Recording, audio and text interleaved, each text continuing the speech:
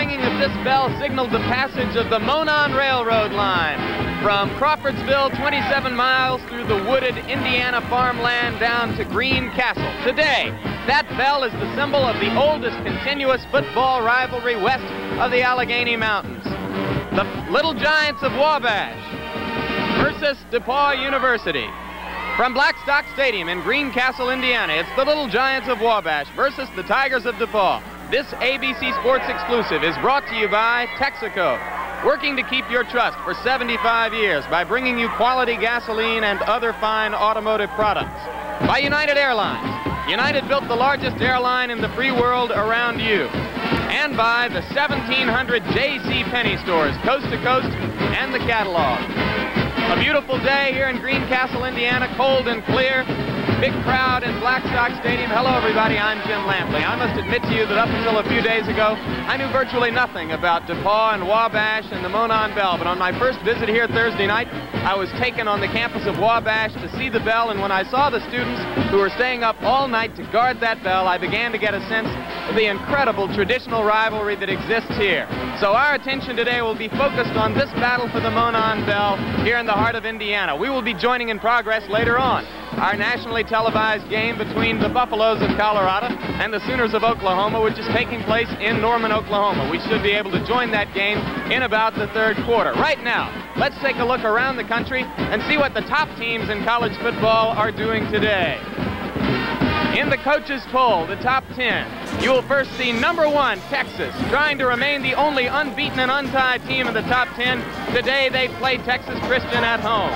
Number 2, Alabama, the Crimson Tide hosting Miami of Florida. They still believe that if they go on and win the Sugar Bowl, they might get a national championship. Oklahoma, as we told you, at home against Colorado, will be joining that game in progress later on.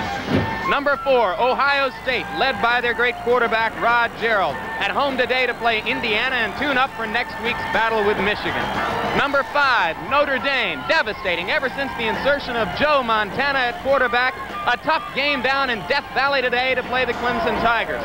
Number 6, Michigan, Harlan Huckabee and Rick Leach tuning up against Purdue for their battle with Ohio State next week.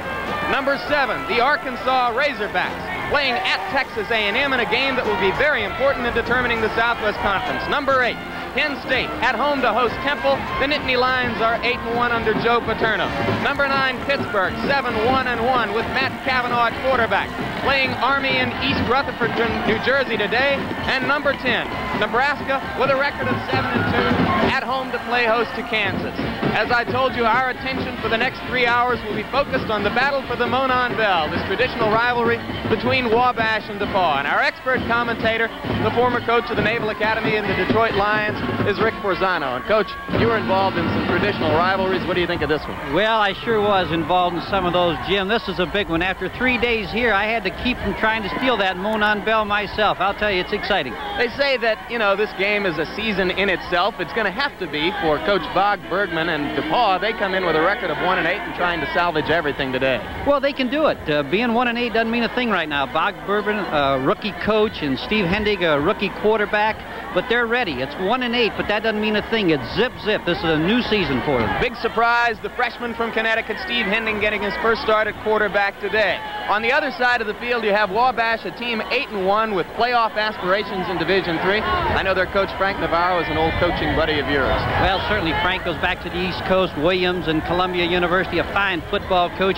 He's got a great quarterback, an experienced quarterback, and Doug Harvey has broken all the passing records, total offense records at Wabash.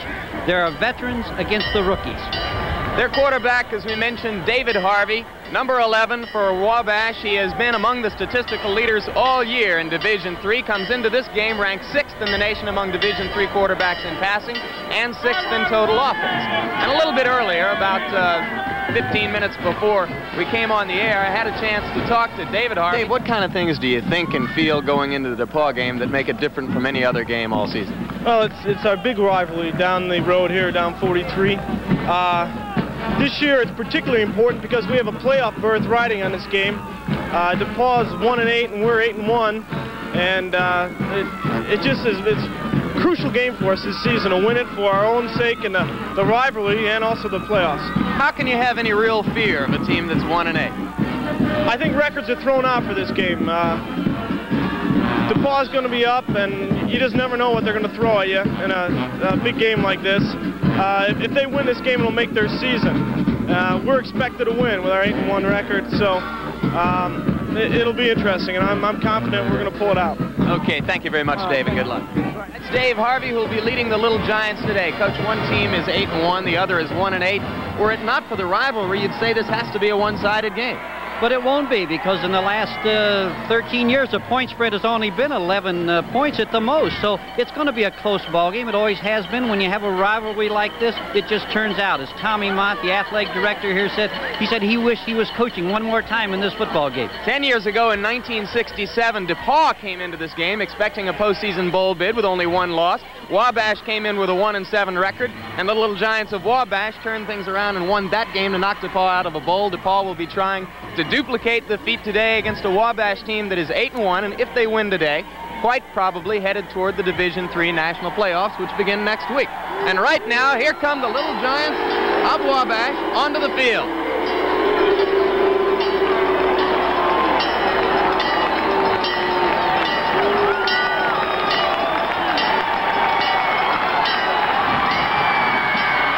And here come the Tigers of DePauw.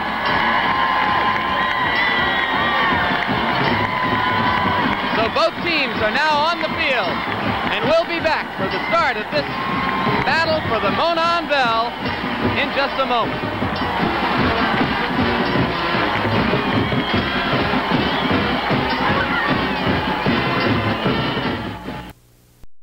On the far side of the field in the white uniforms with red trim, the Little Giants of Wabash. As we told you, they come into this game with a record of 8 wins, only 1 loss. That loss in the second game of the season to Hope College. And right now, Wabash is one of 3 teams in this area, the others being Albion and Wheaton, which are still being considered for a Division III playoff bid.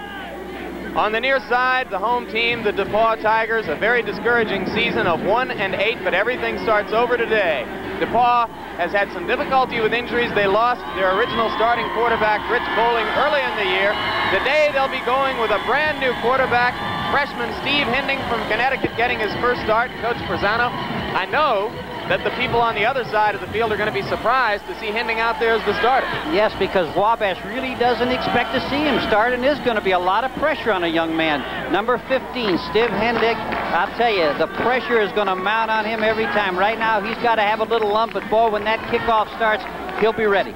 DePauw will get the ball on offense because they will be receiving the opening kickoff on the right of your screen. Number 15, Hinding, will be leading the offense when they have the ball in play. He's a 6-foot, 185-pound freshman from Madison, Connecticut. He's thrown only 20 passes this year, run the ball only 15 times, but Coach Bob Bergman, who has elected to put things in Hinding's hands today, says that he is perhaps the quickest of the quarterbacks he has on hand and the one best equipped to run the veer offense that Bergman went to this year. The man there tying his shoelaces is number 9, Kurt Potts, who will be kicking off for Wabash.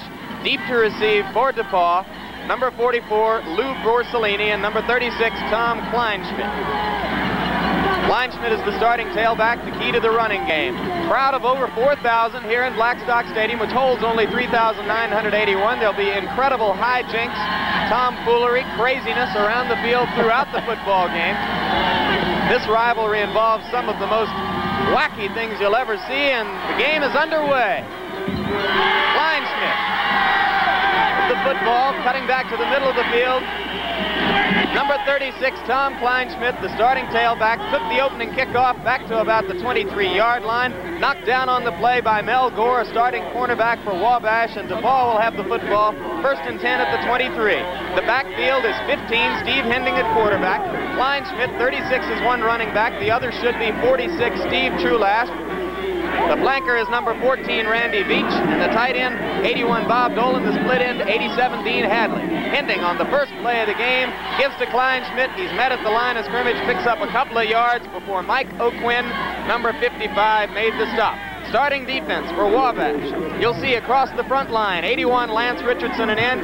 Tim Kennedy, 71, a tackle. 53, David Patton at nose guard. 63, Chuck Fisher, a tackle. 86, Mark Knopfinger at end. The giant, or moving player on the defense, is number 40, John Ruddy. The linebackers, 59, Bill Cannon, and 55, Mike O'Quinn. DePauw on second down, about 8 yards to go. Hending comes left and is met immediately by number 86, Knopfsinger, the defensive end, and also John Ruddy, number 40. Hending, as we told you, is a freshman getting his very first start. Early in the year, the starter was Rich Bowling, and as Coach Bob Bergman told us yesterday, Bowling was injured, never really recovered adequately from the injury to move into the veer. Well, they came with Hending because they feel that he can run the veer the best, and he can also throw the football. They have been unable to throw the football, have not thrown a touchdown pass, so they must throw in this football game. Third down, passing situation, 8 yards to go for a first down. Hending looking downfield, the ball is off the hands of Randy Beach, intended receiver, and we'll take a look in slow motion. Here's Randy Beach going down. All he does is run a little turn in. Actually, the ball is thrown very well. He should have had it, just a drop pass. So it's a fourth down. Inside. Okay, thank you, Coach Prezano. Fourth down punting situation. Wyrick deep to punt. The ball is partially blocked. Gets a good roll for DePauw and goes into Wabash territory, out of bounds at about the 45-yard line. Yardage on the kick is 30 yards. And let's take a look in slow motion to see who got a piece of the ball. Well, it's hard to tell on our particular monitor. 44, the man who got a piece of the ball for Wabash is Jerome Baldwin, a strong safety from Valdosta, Georgia, and they told us yesterday that he was the man who would be set up to try to block this. Eric Eichholz makes the stop on Randy Mellinger, carrying the ball for the first time for Wabash. On offense for Wabash, the quarterback, number 11, Dave Harvey. You saw him in the pregame show. 25, Randy Mellinger, the tailback. 34, Tom Conway, the starting fullback. The flanker is 22, John Barry. The tight end, 84, Mick Martin. And the split end, 83, Greg Kuzma. We'll talk about the offensive line later. It's second down, 7 yards to go. Reverse. Mellinger gives to John Barry. And Barry's got room on the right sideline. Number 16, Jerry Hammond, reserve safety man, came over to make the stop. We don't know why Hammond is in the game to start. Well, yeah, we do. As a matter of fact, Dan Whaley, number 41, who starts at safety ahead of him, has been favoring a sore ankle and apparently not ready to go today. Pickup of 18 yards and a first down by Barry on the play for Wabash. That's a good play to start with early in the ball game. It'll cut down the pursuit of that DePauw defensive football team.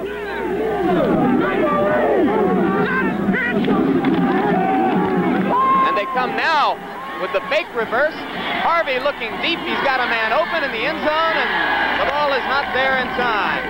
Hammond was there to break up the play. The intended receiver was Paul Hermeling, reserve quick end who was in the game.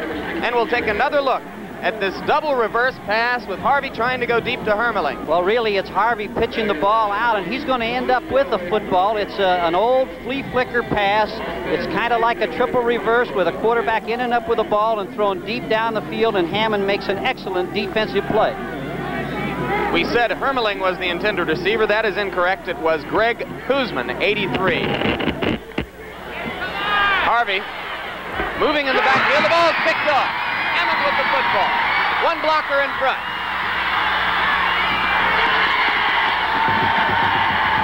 And Hammond gets it back across the 50 to about the 48-yard line. A flag is down.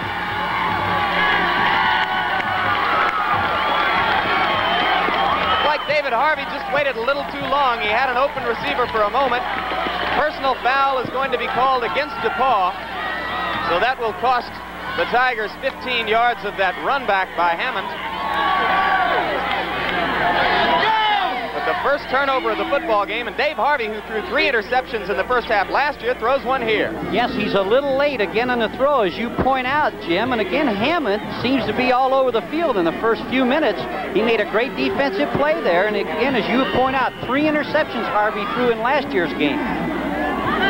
Hammond is a 190-pound senior from Indianapolis, playing his last game for DePauw. Hending throws over the middle. The ball is tipped into the air. Wheatley made the tackle. It was Hadley, 87, No, check it. Dolan, 81, who had the football. Bob Dolan made the reception on the first completion of the game by Hendig. Pick up on the play of about 5 yards. It'll be second down, 5 to go for a first down. DePauw's second possession.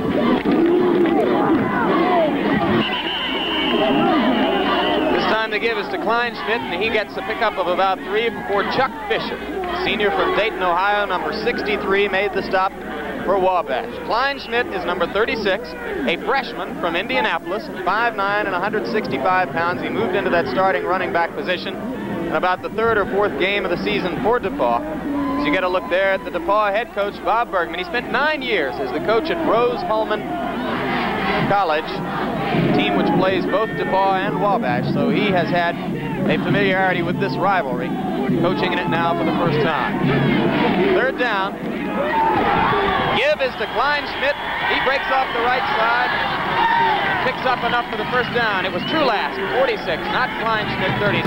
Trulask with the football, and Cannon made the stop for Wabash. You know, you can just feel the emotion in this ball game, and it takes place in every game like this, and it can turn a team like DePauw completely around. They can play over their heads in a football game like today. DePauw with a record of 1-8, Wabash 8-1. The Tigers are primed to the maximum of emotional effort today. Hending gives to Trulask. He gets only a couple up the middle. Nose guard David Patton, number 53, makes the stop for Wabash. It'll be second down and about 9 yards to go.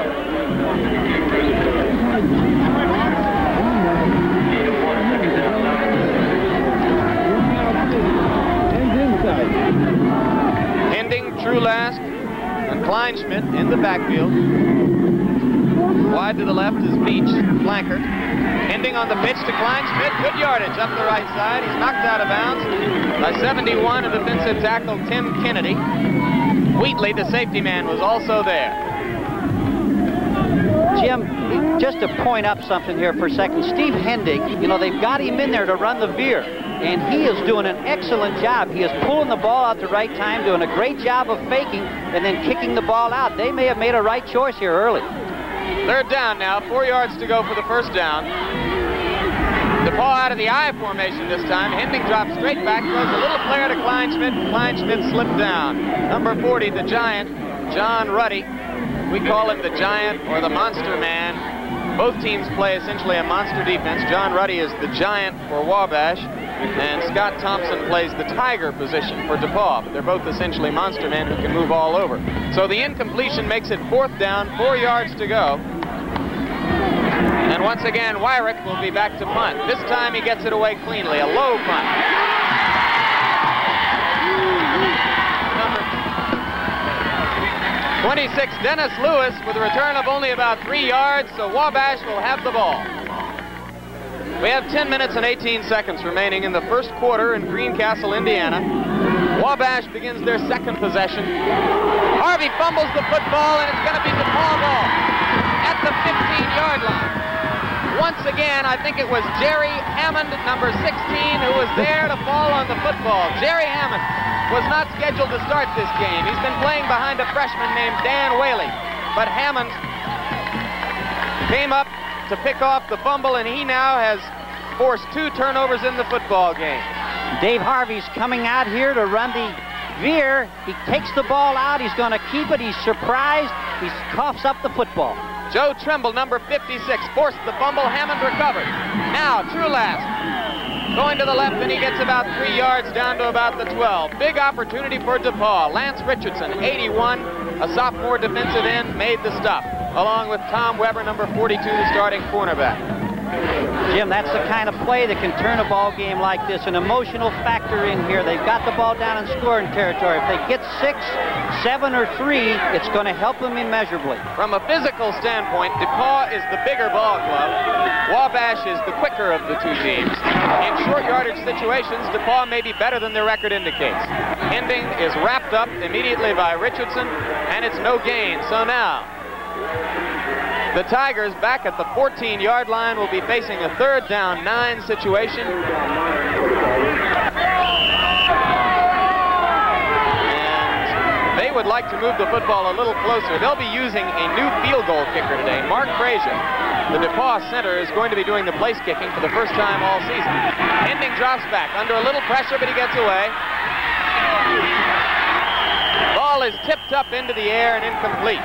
Randy Beach was the intended receiver down near the goal line. We didn't see who got a hand on it to knock it up into the air, but it looked like it may have been number 55, Mike O'Quinn, the linebacker.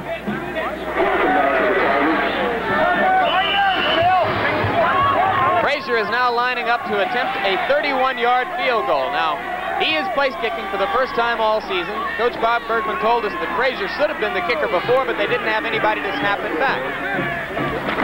Randy Beach holds. Frazier's kick is blocked. Ball is loose. And it'll be Wabash ball at about the 27-yard line. Jerome Baldwin, who got a hand on the punt earlier, blocks the field goal, and now Baldwin has blocked 2 kicks for Wabash. Here is just the fact that they couldn't protect on the inside. The whole middle comes in. It's a little bit of a high snap. He sets it down kind of slowly, but the pressure is in the middle. There's no way he can get the kick off. It's blocked. Number 44 again, Jerome Baldwin. He's the person they said that can block punts and extra points and field goals. We've already got defensive stars. Baldwin has blocked 2 kicks for Wabash. Hammond has forced 2 turnovers for DePauw. Give on first down. Up the middle to number 34, Tom Conway. Freshman fullback from Morganfield, Kentucky. Don Pogue, a linebacker, number 63, made the stop for DePauw. Pick up on the play of about 3 yards. It'll be 2nd and 7.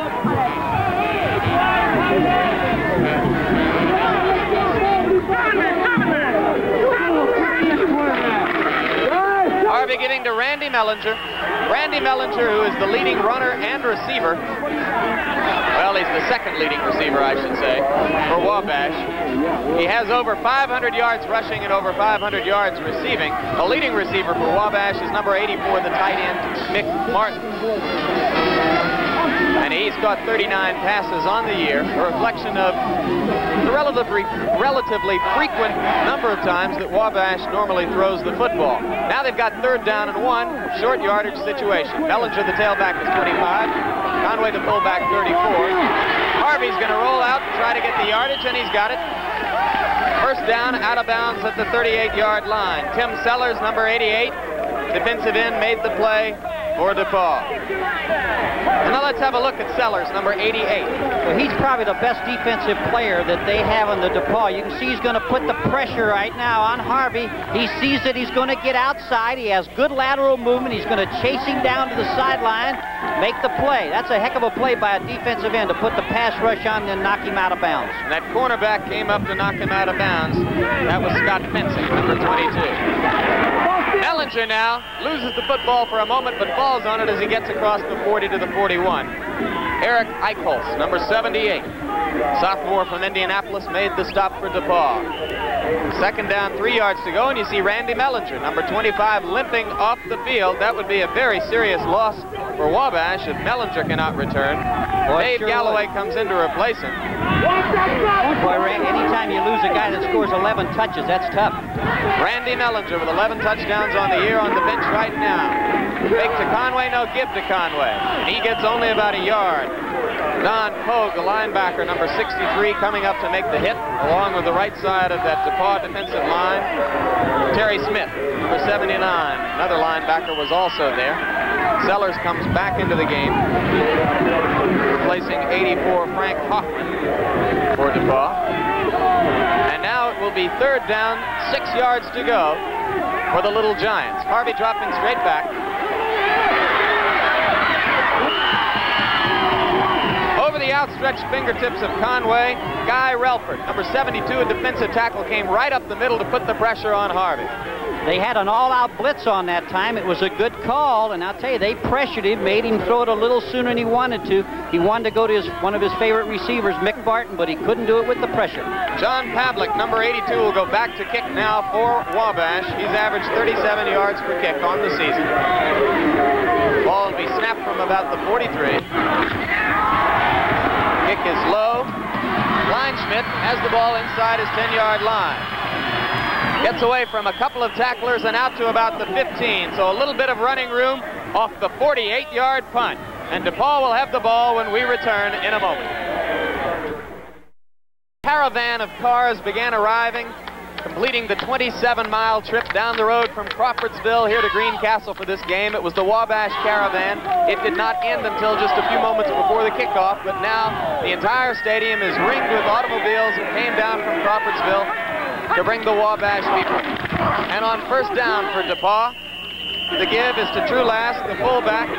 He gets a couple of yards before Tim Kennedy, number 71, defensive tackle, made the stop for Wabash. Second down, 9 yards to go. Call it a gain of only 1 on first down. And Wabash has begun to put the clamps on the DePauw running game, which was working better earlier. Steve Hending, the freshman quarterback, calling signals for DePauw. Give on the counter play to Kleinschmidt, and he gets a couple. Middle of the Wabash defense. Here's Billy Cannon now, the linebacker. Now, they play a pressure-type defense at Wabash. The linebackers must make the tackle. You see Billy change the direction, get back in. That's great lateral move by Billy Cannon. Leading tackler for Wabash, Kleinschmidt, 4 carries for 16 yards. Hending wants to go deep. Ball is underthrown. Wheatley had a shot at it.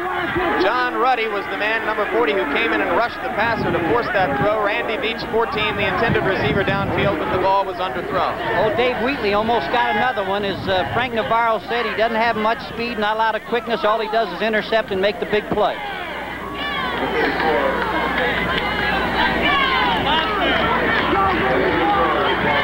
So Wyrick is back in punt formation for the 3rd time. He's had one partially blocked. This one he gets away cleanly. Off the side of his foot, though, and it will flutter to a relatively unsatisfactory conclusion somewhere around the 35-yard line. Bob Brigger, number 67, was there to down it, and Wabash has the ball when we return.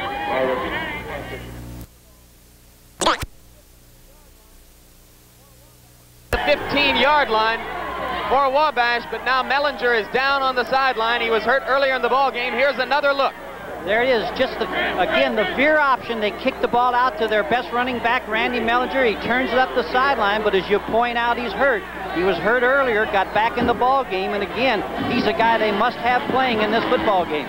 Danny Whaley, number 41, who has come into the game despite his sore ankle, made the stop for DePauw, along with 63, Don Pogue, the linebacker. Mellinger limped off the field once earlier. He picked up 20 yards on that play, and now he is up, and 2 of the Wabash assistant coaches will be helping Mellinger off the field. So while they deal with Randy Mellinger, we'll leave, and we'll be back in a moment with Wabash in possession. We have no score between Wabash and DePauw, but Wabash now threatening for the first time. We'll try to tell you as quickly as possible the degree of the injury to Randy Mellinger. Right now, he has been replaced in the offensive backfield by Dave Galloway. Penalty flag goes down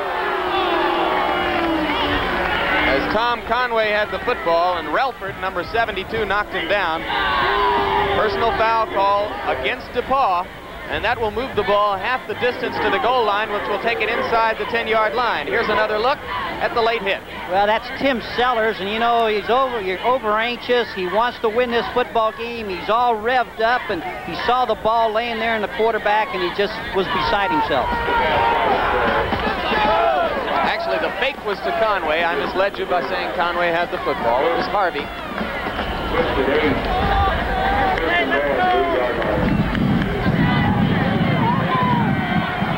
So now, first down, goal to go, inside the 10 at the 8-yard line. Check it, it's second down.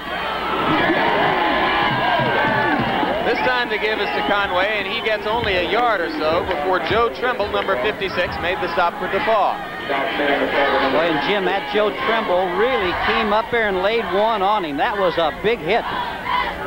The penalty moved the ball inside the 10, but did not make it first down. It was second down 4. There was no gain on that play. It is now third down. 4 yards to go for a first down at the 7-yard line. Wabash needs to get the ball to about the 3. Harvey has a hold. Falls forward to near the 3-yard line, and he is in first down territory. Whether or not he has it, we will wait to see. Jerry Hammond, number 16, made the tackle for DePauw. First down, first and goal to go for Wabash as they continue with the first scoring opportunity of the game, set up by a short punt of only 15 yards by Wyrick of DePauw, and then a 20-yard run by Randy Mellinger.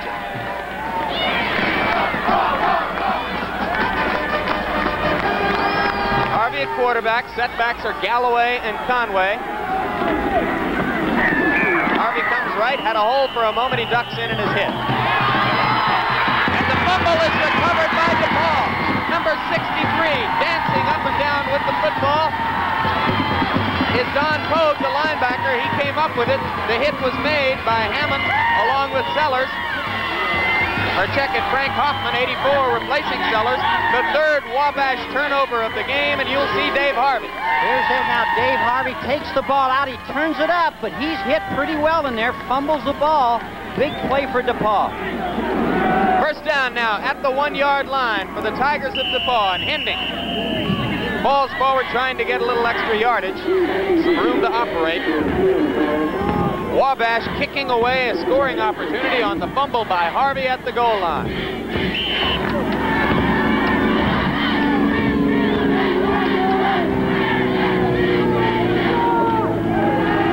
Same backfield for DePauw. Quarterback is Hending.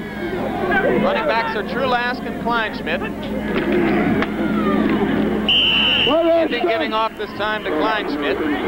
He is met right at the line of scrimmage by Kennedy, number 71. And he falls forward for a couple. It will be third down, 7 yards to go from about the 4-yard line. We mentioned that if Wabash wins this football game, they will, in all likelihood, it is certainly not definite, be invited to the Division III playoffs. I wonder if they might be looking ahead a bit, Coach Verzano. Oh, I think that's kind of tough. This is a big ball game. They're not looking ahead to anything. Third down now, 7. Hending going outside. He's met immediately on the option play and brought down by Lance Richardson, number 81. Once again, it'll be a punting situation for DePauw, and Wyrick will go back. He has kicked the ball 3 times, averaging only 25 yards, and Jerome Baldwin, number 44, has been in there next to him every time. He's already blocked 1 of them. Baldwin will be coming from the left side. Wyrick right at the end line. He's never going to get it away. Scramble for the football. Looks like the black shirt is on it. Officials have decided to call it a safety now. Number 36, Kleinschmidt, made the alert play and got on the football for DePauw, saving a touchdown. But it's a safety, and Wabash goes in front 2-0. Let's take another look at Wyrick. Number 44, Jerome Baldwin, that's the person. He's got a knack of blocking punts. There he is. As a matter of fact, the whole Wabash team, and that's what they thrive on. They blocked something like 10 punts in 1976. They're that type. That's Frank Navarro's type of kicking game. He wants to put the pressure on the opposing punter, and he certainly has today. Kleinschmidt had been back there as the blocker protecting Wyrick. He was in position to fall on the football and keep Wabash from recovering, thereby saving the touchdown. So it'll be a free kick now for DePauw from their 20-yard line, and Wabash goes on top in the game 2-0. There is a look at Jerome Baldwin from Valdosta, Georgia, who has had his hands on the football today. You know, Jim, that's something in football. When you coach, you're always looking for a guy who has that knack, to block the punt. Now, that doesn't mean that he's fast, extremely fast or anything. He wants to block it. He has that intuitive feeling. He can do it. Jerome Baldwin's that guy. Free kick is done from placement by Frazier. He gets it up in the air, but short. Taken on the dead run by Barry. Past the 40-yard line. He's knocked down at about the 47. Scott Thompson, the Tiger man, was there to make the stop for DePauw, so Wabash will start with the football at their own 47-yard line. Immediately following the conclusion of this game, we will join in progress our national telecast of Oklahoma's Sooners at home playing the Colorado Buffaloes. Colorado, which went to the Orange Bowl a year ago, against Oklahoma, which seems headed toward the Orange Bowl this year, but only if they can beat Colorado and Nebraska in these remaining 2 weeks. Barry on the reverse. Flag is down. Tackle is made made by Trimble on the play.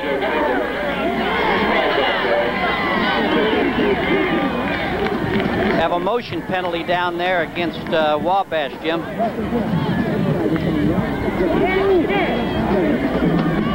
Officials conferring with the DePauw captains.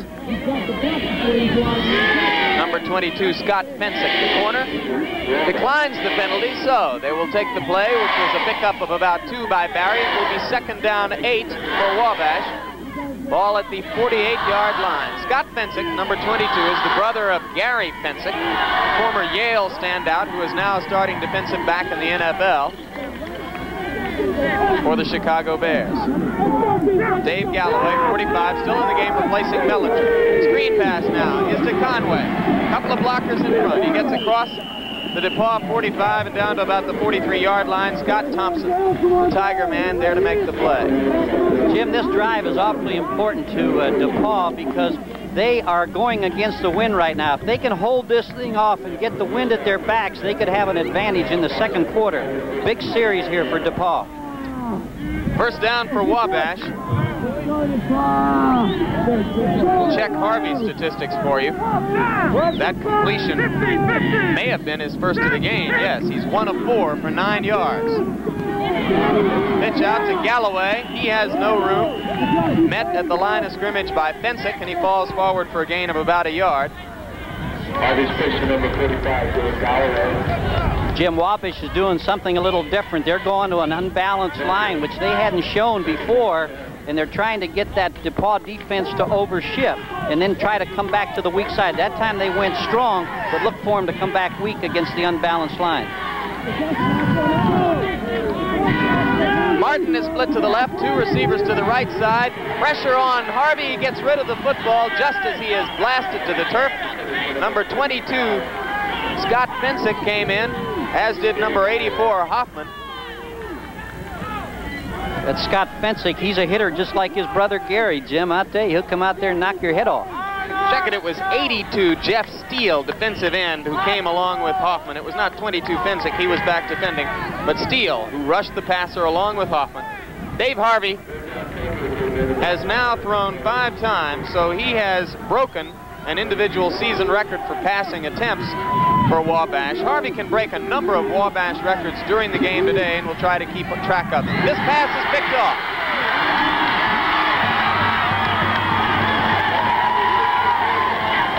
Another turnover, the 4th turnover of the game, is once again Don Pogue, number 63, the man who recovered the Harvey fumble at the goal line earlier, is now the man who makes the pickoff. So, the interception by Pogue, the return to exactly midfield to the 50-yard line, and DePauw gets out of bad field position into control of the football right at the end of the first quarter, 1:15 remaining.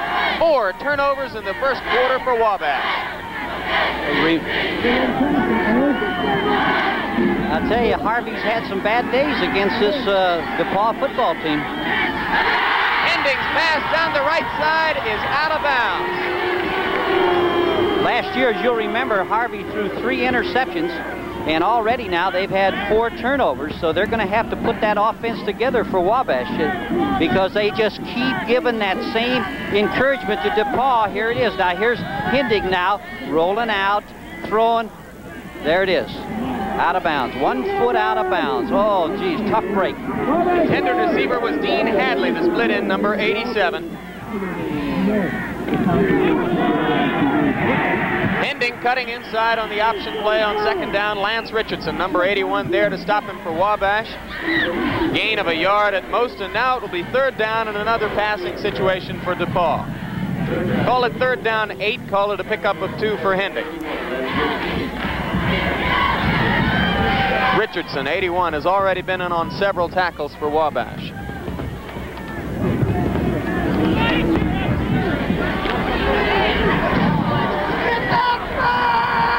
Division III football, no athletic scholarships. All of these people are legitimate, qualified, excellent students. Ball loose and almost intercepted. Intended receiver was Randy Veach. It was number 18, Mel Gore, who batted the ball into the air, then danced with it for a moment and couldn't come down with it. And we'll take another look Here's Beach. There again, here's Beach at the end of the play. He's curling inside, signaling for the football. There's Gore, comes up, makes a nice play to make the interception, to attempt to make the interception, excuse me. Punter now, Wyrick, this time he's going to throw. He's got a wide open receiver, and he drops the football. Number 42 is Mike Wiedek, the defensive back, who was downfield to try to catch the pass from Wyrick. Wyrick lofted the ball in the air. He didn't throw it with a whole lot of authority. But in all honesty, the ball was there, and Wiedek probably should have been able to catch this one. Oh, what a great call. Oh, agony. My gosh. Oh, he will never forget that drop. I promise you that. Neither will his coach. No specialists in this game, though. Wiedek's got to go back and play defense right now. He's got to get his head straight and try to stop the Wabash offense, as Wiedek is at the left corner. So, 1st and 10 for Wabash. Dave Harvey wants to capitalize right now. Going deep, and that ball was intercepted all the way. Dan Whaley, number 41, with his 6th interception of the season, falls down at about the 2-yard line. The 5th turnover for Wabash. And Whaley was back there in position like a center fielder. Harvey practically threw the ball to him. He sure did. And you know, I was talking to a young student here just before the ball game, and he said, hey, anything happens in this ball game, they can have turnovers, they can have fumbles, and you've seen it all. And each time that Harvey throws an interception, it kind of oozes down his confidence the next time he's under the center. He has got to be frustrated. That was the 5th Wabash turnover, 1 fumble, 4 interceptions. On 1st down from the 5-yard line, Tim Kennedy, number 71, makes the stop on Hinding, and there you see the clock running out. That play will end the 1st quarter. So, at the end of 1 quarter of play in the battle for the Monon Bell, Wabash leads DePauw 2-0. We'll be back. The story of a crazy 1st quarter, 5 turnovers for Wabash. 3 interceptions and 2 fumbles. Oh, wow. That is a correction. I said 4 interceptions. It's 3 interceptions and 2 fumbles, but Dave Harvey has to be a very frustrated man. Hinding turns straight around, throws the ball out to Beach.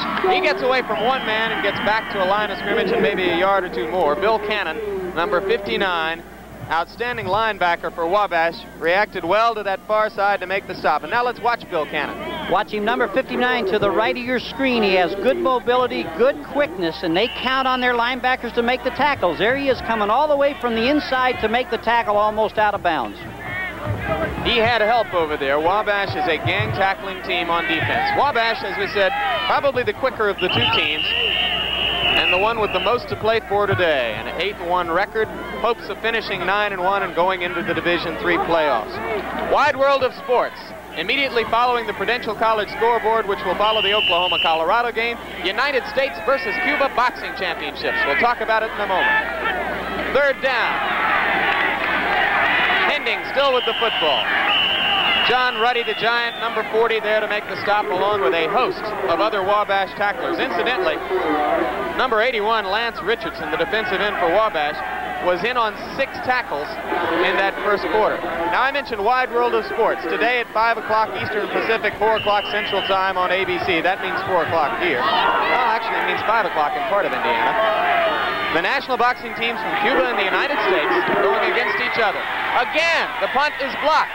And this time, Richardson and another group of Wabash players falling on it in the end zone. Baldwin was there to block it. Flags are down. The penalty is an illegal procedure, which is going to be declined. Now, number 21, Ernie Boyd, was the man who was back to kick the ball this time for DePauw as they changed punters. Wyrick was not doing it. And let's take another look. Here it again, that Wabash pressure. There's number 44, Jerome Baldwin again, right there, hands on the football.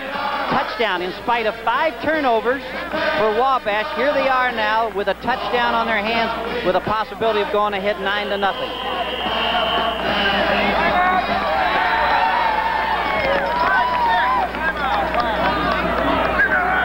Well, now there'll be a timeout to delay the extra point for a moment.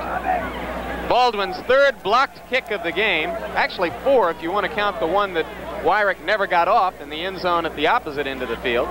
There's Coach Bob Bergman. He told us yesterday his regular punter, Dan Whaley, has been bothered with an injured right ankle and cannot punt. They've been trying Wyrick. They've had a stopwatch on him to see if they felt he was going to be able to get the ball off quickly enough. They thought that he would. He demonstrated on his first 4 or 5 kicks today that he was not going to get the ball off quickly enough. That time they tried Boyd, Ernie Boyd, 21, a reserve defensive back, and he did not get the punt off either. Place kicker for Wabash is Tony Barrack, number 23. His drive for the extra point is good. And with timeout on the field and 14-14 to go in the second quarter, Wabash has taken a 9-0 lead. And DePauw will be trying to come back when we return. It's 9-0 Wabash. Jerome Baldwin, number 44, 5'10" 170-pound senior for Wabash. He's from Valdosta, Georgia. He's already been involved in 4 block kicks today. He blocked that one and got credit for the touchdown. Baldwin, they say, is the man who fell on the ball in the end zone for Wabash. Richardson was there along with him. But Baldwin gets credit for the touchdown and gives Wabash the 9-0 lead. Potts kicking to Kleinschmidt and Borsellino, and this will be Borsellino taking the ball past the 20, across the 30 now to the 35-yard line. A flag is down, so we'll see what the official call will be. I believe Wabash was offsides on the kickoff. I'm not sure, Jim, but it looks that way to me. DePauw will have the choice of taking the penalty or taking the football and starting from the 33, well, call it the 33.5-yard line, to which Borsellino returned the ball. He's not going to kick any better than that, Coach. And they decline the penalty. Start with the football at the 33-yard line. First quarter statistics were rather startling in a few respects. My favorite one is this. Wabash rolled up 4 yardage and have 5 first downs to only 1 for DePauw. Kleinschmidt gets nowhere on the first play for DePauw. Kennedy again making the stop. Wabash had 5 first downs to only 1 for DePauw in the first half, and of course Wabash had considerably more total yards, 73 to 37. Yet DePauw had the ball for over 9 minutes, and Wabash had it for only 5 minutes and 47 seconds. That's because when Wabash had the football, they were gaining yardage, but then giving the ball back as quickly as possible. The 5 turnovers, the story of the first quarter. Split receiver to the left is Beach. Kleinschmidt and Trulask in the backfield. Trulask fumbles the ball, gets it back, loses 5 yards. It'll be 3rd down. Kennedy, 71, a 6'2", 213-pound sophomore from Indianapolis who's been in on a host of plays already, was there once again. Frank Navarro. Right now he's got to be frustrated with the way his offense has operated, but he's got a 9-0 lead. All he says is, hey, no more turnovers. We can win the football game, no more turnovers. 3rd down, 15 yards to go. Hending gets the ball away, and it's off the hands of number 81, the intended receiver, Bob Dolan, the tight end. Bill Cannon, number 59, was in quickly to rush Hending. And now Wyrick comes back into the game, and he will punt this time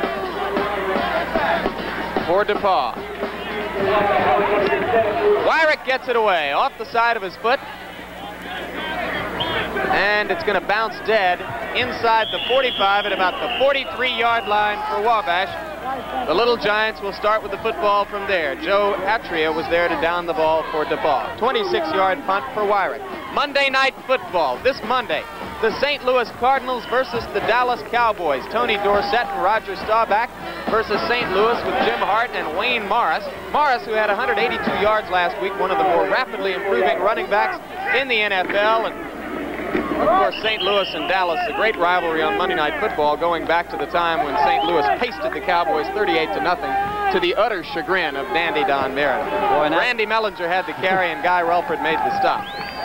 Just to get back to that Wayne Morris, when you can make 182 yards, baby, against those Vikes defenses, that's going to be a great game on Monday night, I'll tell you.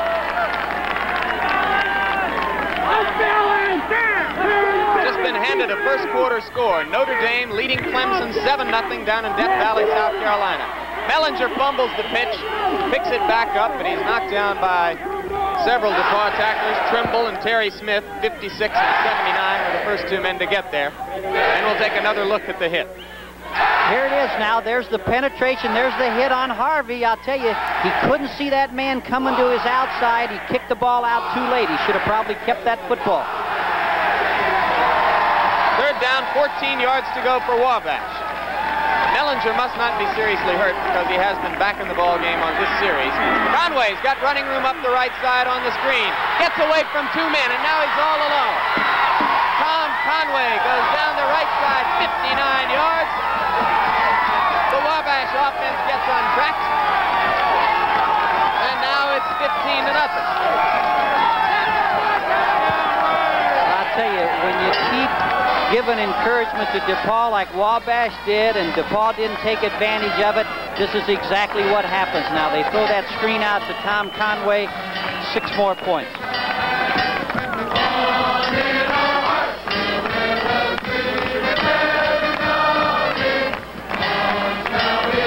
Tony Barrett kick up straight through, and it is 16-0 now. Wabash leading. So with 11 minutes 34 seconds remaining in the second quarter, the Little Giants of Wabash with a more than 2-touchdown lead. DePauw figuring how to come back. Scoring drive for Wabash, 3 plays, 59 yards. It took only 1 minute 14 seconds. Dave Harvey beginning to roll up a little bit of passing yardage and try to approach some of those records that he can break today. He already holds most of the school season and career total offense and passing records at Wabash. Kurt Potts will be kicking off for the Little Giants. Deep to receive are Borsellino and Kleinschmidt. Borsellino takes it inside the 15.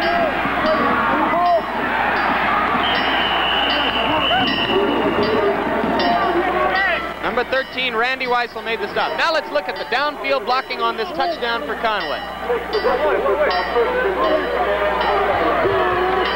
Here's 62 Summers, makes a good block. Conway use it now. There's a peel back block. I can't tell the number right now, but he comes number 84, Mick Martin, that great tight end for him, and all Conway has to do is just move it down the sideline for 6.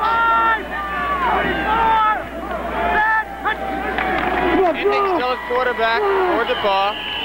Give is to Lou Borsellino in the game, replacing Kleinschmidt at tailback. David Patton, the nose guard, made the stop for Wabash. Pickup of 1 yard at the most, and it will be 2nd down 9. Steve Trulast, number 46, now out of the ball game, replaced by Borsellino. So it's Borsellino in for Trulast rather than for Kleinschmidt. Kleinschmidt remains in the backfield alongside him. Ending trying to give the ball off to Kleinschmidt. Kleinschmidt was well ahead of him. Handoff never took place. Fumble recovery by Wabash. John Ruddy, number 40, the monster man, or the giant as they call him in that Wabash defense, there to recover the football. The ball carrier never had much of a chance on that. He didn't quite get the football on that. That's DePauw's first turnover, even though they're down 16-0.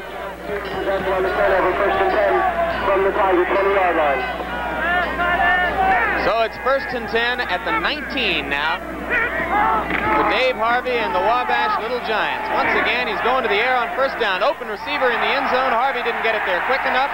Interference will be the call. Number 83, sprint in Greg Cosman. Jerry Hammond was the man, number 16, who hit him for DePauw. Now watch Cosman in the right corner of the end zone. Well, here's Harvey on a bootleg action. This is their misdirection. He throws the ball, but what happens, Scott Fitzig, I believe, is the guy that turns his back, does not see the football. It's kind of number 42, not 22, excuse me, pass interference. That is Mike Wiedek, number 42, who was guilty of the interference. Ball is put down on the 1 yard line, 1st and goal for Wabash. Now timeout is called by DePauw. Tigers want to come over and talk to Coach Bob Bergman. And mistakes are hurting DePauw at this point, as the interference in the end zone was avoidable. Really, the ball was not thrown that well. Defensive back simply had lost contact with the receiver and didn't have a chance to turn around and see where the ball was. And that's actually what happens a lot of times on that play, Jim. They do lose sight of the ball, and it's usually a ball that's undershot, and what happens, it hits the guy in the back, he's in the line of the football, and there it hurts him. There's Dave Harvey talking to Coach Frank Navarro. Navarro spent 11 years at Williams College in Massachusetts, 5 years as an assistant, then 6 as a head coach. Went from there to Columbia, where he was head coach for 4 years and coached another great quarterback, Marty Domries. And from Columbia, he came here to Wabash. Well, Frank is strictly a class guy, a very learned football coach, very well respected. And the big thing that he's always had the reputation of being able to do is to use his personnel in the right places. He's one of these people who can fit his personnel to his offense and his defense. A fine football coach. He had some interesting things to say to us yesterday about the role of a head coach at a Division III school. We'll talk about them later. Touchdown, Randy Mellinger. Mellinger goes into the end zone on first down, and so now Wabash stretches the lead to 22-0. We'll take another look at the leap over the top by Mellinger. All Mellinger does, again, he smells that end zone. He's got 11 touches. This is his 12th touchdown. He's just a straight handoff. He wants those 6 points. Well, we weren't lying to you. There is a tradition for close, low-scoring contests. Not since 1963 has one team won by more than 2 touchdowns in this game. Only once in the last 20 years has one side scored more than 3 touchdowns. But today, that precedent is going to be in serious difficulty unless DePauw can turn things around rather radically. Right now, it's 22-0. Wabash will be attempting to add the point to make it 23-0. Guy Relford, number 72, the outstanding sophomore defensive tackle from Carmel, Indiana, who has been a bulwark in that DePauw defensive line, is now being helped off the field. Apparently a knee injury or ankle injury of some sort. He's carrying the left leg lifelessly next to him. Tony Barrack kicking the extra point. His kick is up and good, and now the lead becomes 23-0. The Wabash Little Giants trying to move on to the Division III playoffs and rolling up a big lead early on DePauw. Well, you know, Jim, when you see a ball game like this, when you're coaching a 1-8 team like DePauw, you say the thing that can help us win this football game, because we are the underdog, would be the kicking game. But it's been a turnabout of that. Actually, the kicking game has been the thing that has turned it around from Wabash, and DePauw did not need that. But I don't know what they can do here, because their offense has not moved the football. I'm talking about DePauw has not moved it all year. They've only scored 8 touchdowns. They've got to have something now. They've got to get a drive going. They've got to get a long pass for a touch to get back in this ball game right now, or they're going to go in at the halftime an awfully discouraged group of young men. So Kurt Potts will kick off once again for Wabash. He asks for the football to be moved to the right hash mark. It is. Wind blowing somewhat right to left from his vantage point. All around the field, people standing, dancing, talking with each other. Students from these 2 schools just 27 miles apart. A lot of contact between the 2 student bodies throughout the year. A lot of Wabash men come down the road to date DePauw girls. So I'm told. That always makes for healthy rivalry. Short kick. The short man is Saracen. He takes the football out across the 35 to about the 37-yard line. Stick with us. At the end of this football game, we will go immediately to join in progress the Colorado-Oklahoma game in Norman, Oklahoma. The Sooners, who are ranked 3rd in the nation, only unbeaten team within Big 8 conference play, trying to maintain that unblemished record against Colorado Buffaloes, who are an awesomely big team. Bigger across the front line defensively and offensively than almost any pro team, I think. Hending gives off, and Borsellino gets away to the outside. He's got a first down across the 50 and into Wabash territory before Lance Richardson chased him down. But Borsellino gave a great individual effort. He went in on a straight handoff. There was nothing there. He took it back to his left side, got 14 big yards for them. That's their biggest offensive play of the ball game.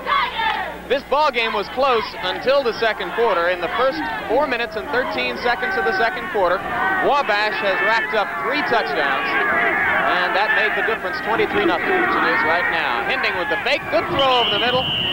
Well, it's a little short. Intended for number 81, the tight end Dolan. Chuck Fisher, number 63, defensive tackle, was in to rush Hending for Wabash. I'd look for him to come back with that, Jim, just a little pop pass to either his tight end or his flanker, because what happens on the run, Wabash really converges to the line of scrimmage, and his two receivers are open, so he may come back to that. Coach Bergman's hope that Hinding would get the passing game going has not materialized as yet. Right now he's 2 of 10 for only 7 yards. Second down 10. Ball to 49. Hinding under a lot of pressure, lofts the ball up in the air, and it'll be picked off by Gore. Now Gore goes to the far side of the field, and there he's going to run into trouble. Knocked down at about the 44-yard line. Bill Cannon, number 59, got in with a terrific pass rush on Hinding. He had no chance to throw the ball to an open receiver. He simply lofted it downfield. Gore was there to pick it off easily, and he got back for about a 10-yard return before Lockhart knocked him down. Bill Lockhart, an offensive tackle for DePauw, making the tackle. We mentioned one score earlier. We told you that Notre Dame has a 7-0 first quarter lead over Clemson.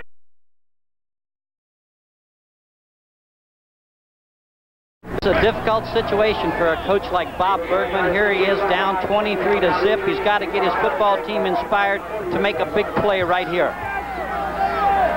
Mellinger already has 39 yards in the game.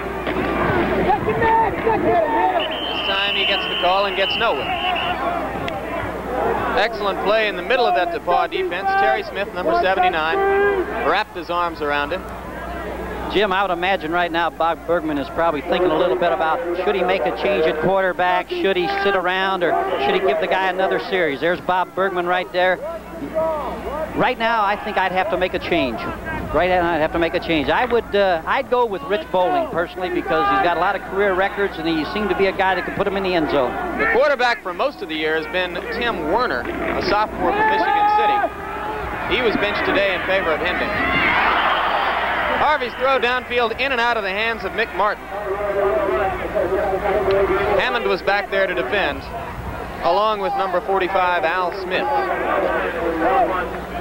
Rich Bowling, as Coach Berzano mentioned, he's the man who holds some DePauw passing records.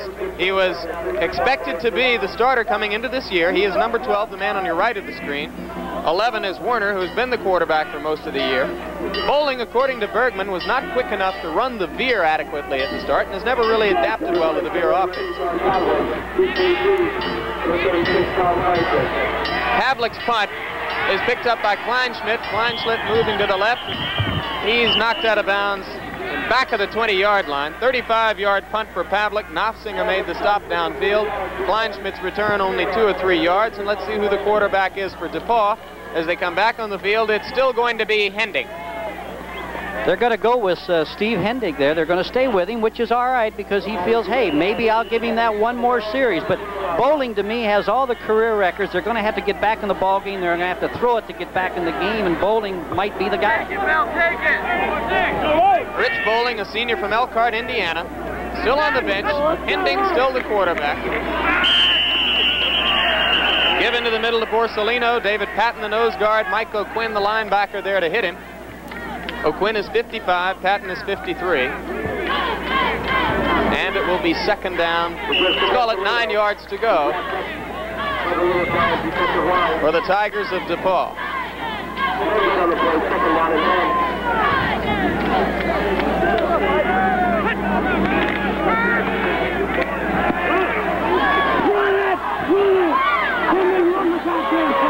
Loose football, and they're going to call it a live ball.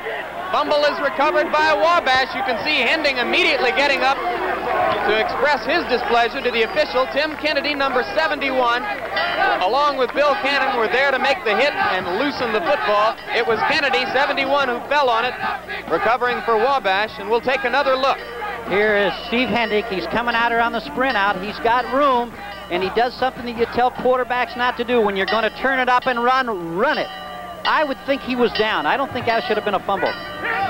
Cannon was the man who really made the pop and separated Hinding from the football. Mellinger slips and falls down as Hammond comes up to hit him. What an inspired game Jerry Hammond is playing today. Well, I'll tell you, he's going to take that Monon ball. He and Bell, he and Jerome Baldwin, they're going to take it to their room. DePauw is catching up in turnovers now. They now have 3 to go with Wabash's 5. There on the screen, number 71, Tim Kennedy, the man who made the fumble recovery. We never did give credit to Nossinger on that play. 86, the defensive end Nossinger from Anderson, Indiana, was there along with Cannon. He was chasing Hending out of the backfield. Harvey throwing downfield to Martin. Good catch. Hammond hit him as soon as the ball was there, but Martin held on inside the 15. Scott Fensick was also there. It was Jerry Hammond who really popped Martin. And the ball will be just about a yard short of the first down at the 14-yard line. Well, that Mick Martin, he has good moves off the line of scrimmage, and he can catch the ball in the crowd. He has great concentration on the football. Jerry Hammond was right there and hit him just as he caught the ball, but he held on to it. The sign of a good tight end, a good receiver. Third completion for Harvey in the game. He's now 3 of 10 for 81 yards.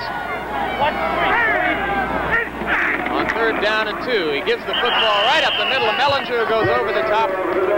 It looks to me as though Mellinger has the first down. Terry Smith, Eric Eichholz, the middle of the defensive line, there for DePauw. One Ivy League score, Dartmouth leading Penn 3-0 in the first quarter, and in the second quarter now, Michigan State still on top of Northwestern, 10-3. First downs in the ball game, DePauw has 2, and Wabash has 7. As they measure for the first down. And it is a first down for Wabash. A lot of traditional rivalries taking place around the country at every level of college football. This great game for the Monon Bell. Our producer, Rick Lasavita, himself a Harvard man, practically couldn't eat breakfast this morning in anticipation of watching the scores come in from the Harvard-Yale game.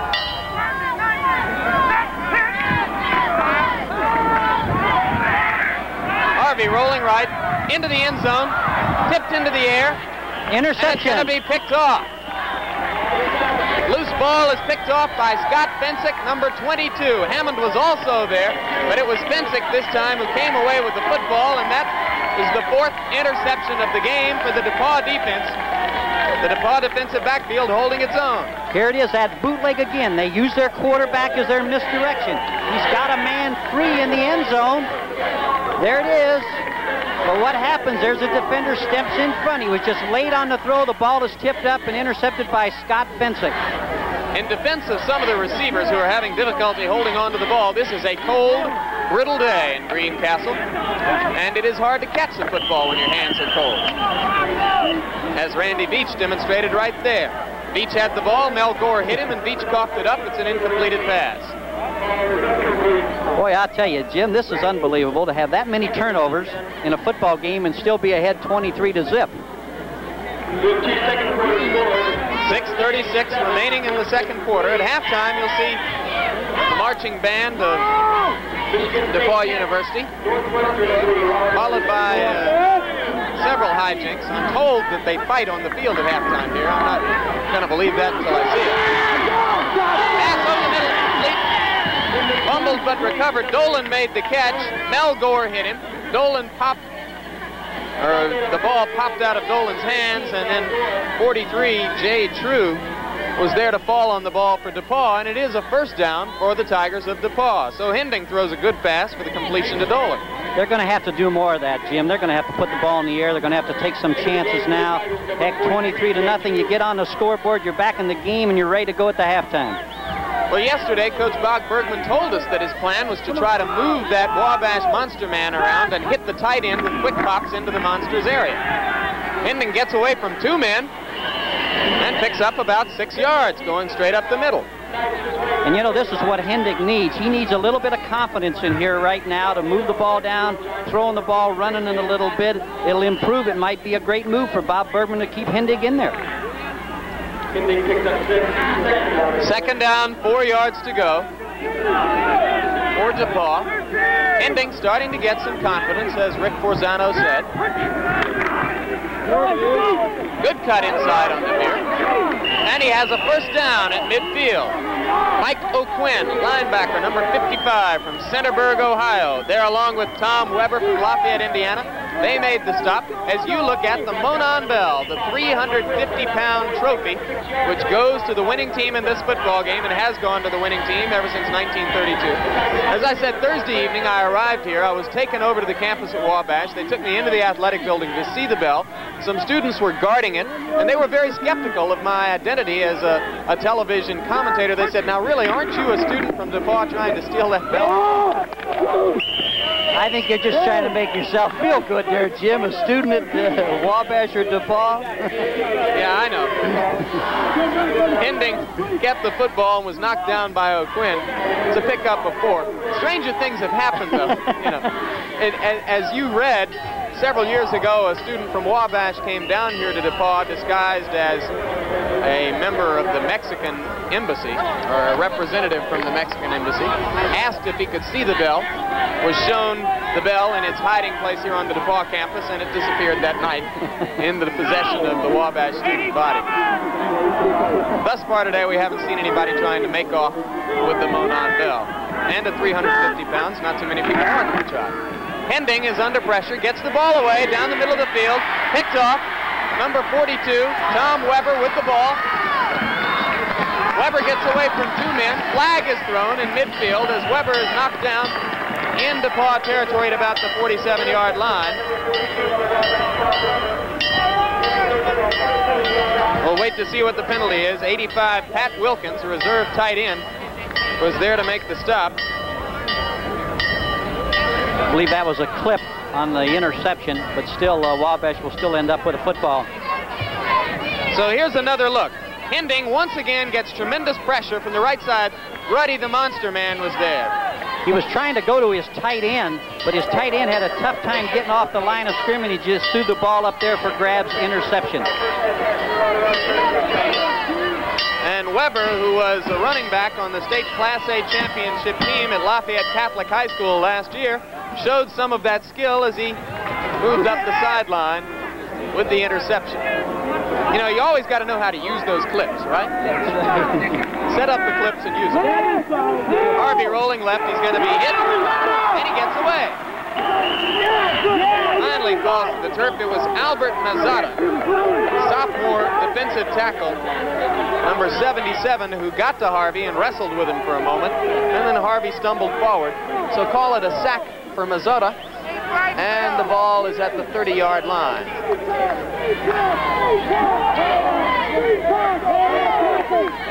Most of these players are from the state of Indiana, but both schools have a somewhat cosmopolitan flavor. You see people from Baltimore, Maryland, Valdosta, Georgia, and elsewhere.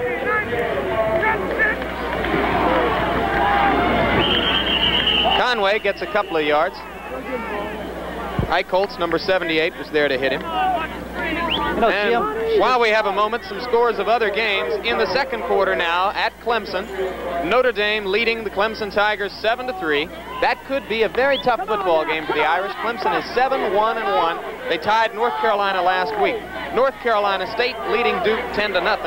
And in the first quarter now, Purdue with a 7-0 lead on Michigan. We will keep you posted on that. Ellington gets away from 2 tacklers and gets back to the original line of scrimmage near the 37-yard line. Joe Trimble and Terry Smith making the tackle for DePauw. It brings up a punting situation. And with the clock running and just over 3 minutes remaining in the first half, John Pavlik, number 82, 37-yard kicker, will go back to punt for Wabash. Deep to receive is, well, the short man is Finzik, and the deep man is Tom Kleinschmidt. This kick will go deep to Kleinschmidt. He takes it inside his 20. Gets one very good block. Gets away from 2 men on his own and gets the ball out to about the 25-yard line. It was a 45-yard punt for Pavlik. John Rust, number 72, made the stop, and we'll be back with DePauw in possession. Years ago, the Little Giants of Wabash received their nickname because they consistently went up and played well against teams with bigger players, bigger schools. Wabash, an institution of only 850 men, when they begin fall practice, more than 10% of the student body is out for football. And the Little Giants right now have a big lead, 23-0 over DePauw.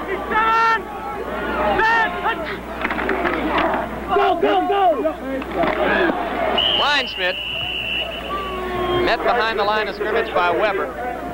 It'll be a loss of about 3 or 4 yards. And the DePauw offense continues to have its difficulty as the clock keeps moving. Well, Wabash just has a lot of quickness. Now watch Cannon, number 59, on the right side. We'll get back to that, but their quickness is the thing that is hurting the DePauw offense. Hending dropping back. This time he gets some time. Throws in the middle of the field, and it's picked off. This time it's Gore with the football down the right side. The 11th turnover of the football game, and Gore gets inside the 15 down to about the 12-yard line. Hending made the stop. It'll be another scoring opportunity for Wabash. Oh, I'll tell you, this is a tough situation to be in. You know, he was pressured there. He's young. He puts the ball up into the air. It's picked off again. Again, that quickness of the Wabash defense just proves its point right there. First quarter score, Pittsburgh's Panthers with Matt Cavanaugh at the helm, leading Army 7-0. I can't tell if this is Brown nothing, Columbia nothing, or Brown 6, Columbia nothing. We'll check it. It is a 6. Brown 6, Columbia nothing in the first quarter. Princeton leading Cornell 7-0, and Syracuse leading Boston College by the same score. On the first play, Conway gets the football, and he gets inside the 5 to about the 3-yard line before Whaley makes the stop for DePauw.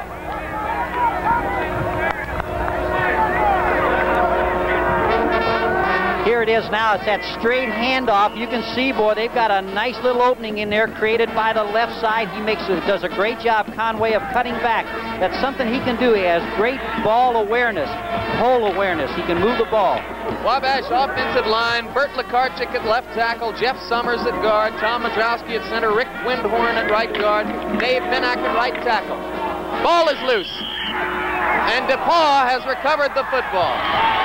Ray Morita, number 73, reserve defensive tackle, was there as Harvey coughed the football up inside the 5-yard line. Don Poga, linebacker, number 63, also in on the play, and for the second time today, Dave Harvey has given away a scoring opportunity inside the DePauw 5-yard line.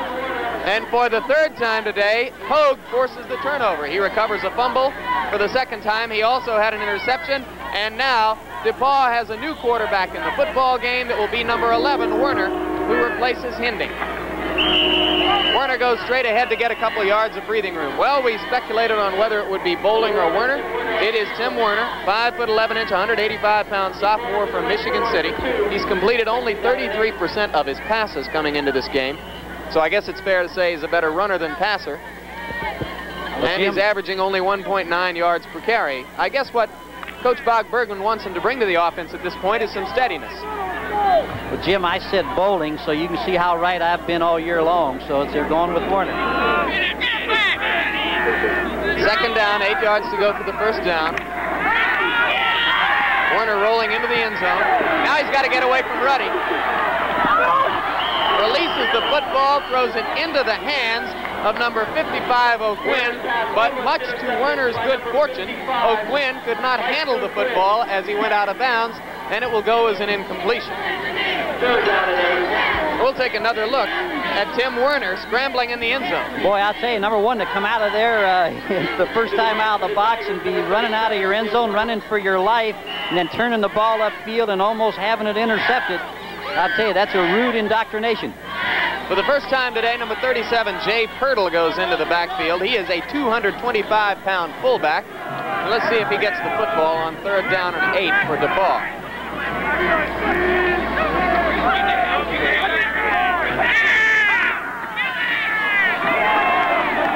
He does get the ball. He gets out across the 10-yard line to about the 13. Clock running. 45 seconds remaining in the first half. Pirtle is short of the first down. Cannon and Kennedy made the stop for Wabash, and it's another kicking situation for DePauw. Very quickly, Indiana tied up with Ohio State, 7-7 in the first quarter. We mentioned earlier the first quarter score, Purdue leading Michigan 7-0. Maryland leads Richmond 10-7, and Georgia Tech is over Navy 7-3. DePauw with another punting situation, another chance to go back and try to face the onslaught of Jerome Baldwin, who has already had his hands on a variety of kicking efforts today. Baldwin is number 44, and he will be the man who will be trying to block this for Wabash. John Wyrick, who has been the punter on all but one punting effort for Wabash today, or for DePauw today. And as you can see, he is just beyond the goal line in the end zone. Baldwin, 44, is coming from the left. And Wyrick gets it away. Low kick is bouncing. They'll let it go. And DePauw's players down the football at the 39-yard line. At halftime, incidentally, we're going to have a videotape look at a spectacular performance by an interesting quarterback, Mark Wilson of Brigham Young, the young man who replaced Gifford Nielsen in the starting lineup for BYU and who last week set an all-time NCAA record for passing yardage in a single football game. We'll have highlights of that great effort by Wilson early in our halftime show, and also the DePauw band and halftime festivities from here at Blackstock. Harvey under a heavy rush. The first man there was Steele, the second man was Mazzotta, and they knock him down inside the 30 at about the 28-yard line. Albert Mazzotta has played himself a good football game on defense. Matter of fact, the whole DePauw defense has played very well. It hasn't been their problem at all. They've done well enough for them to be in the football game. Mazzotta is 220 pounds. When he lines up with Relford, they are at 220 and 230 against the Wabash offensive line that goes 195, 205, 210. So at the end of the first half, the smaller Little Giants from Wabash have a 23-0 lead over DePauw. And if they can maintain it through the second half, they may be on their way to the National Division III playoffs. We'll be back with our halftime show in just a moment. And DePauw holds an overall margin of 39 wins to 37 wins for Wabash, with 7 ties in the series. We arrived here Thursday. We've had an opportunity to visit both of these lovely campuses here in central Indiana. Up the road in Crawfordsville, and we stayed down here near Greencastle. And DePauw, a beautiful little co-ed liberal arts school, university. And let's have a look at the lovely campus here in Greencastle.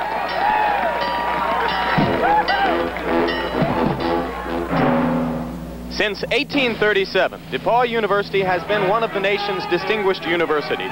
Its beautiful residential setting in Greencastle, Indiana includes over 30 major buildings. An international reputation for excellence in private education is enhanced by a new $8 million Performing Arts Center and a new $7 million Science Center. A multi-million-dollar recreation complex will be built soon. DePauw's 2,400 young men and women study here in 23 academic departments, the School of Music and the School of Nursing.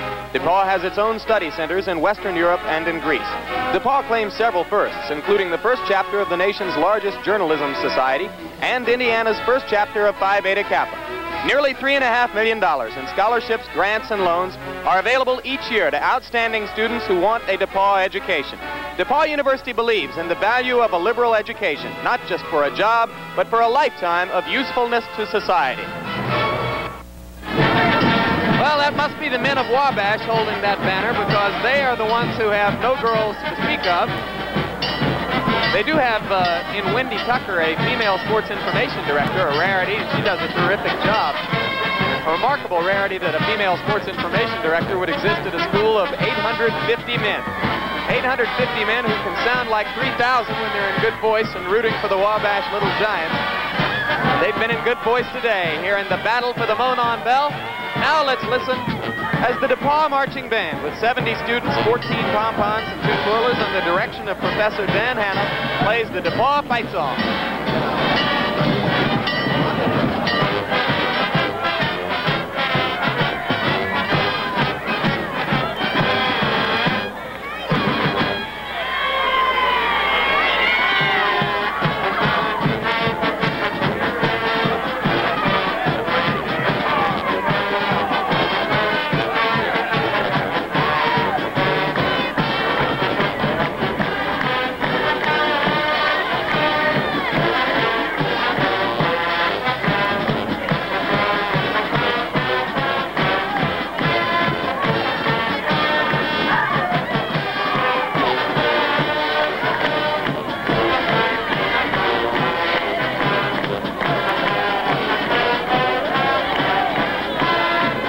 DePauw fight song.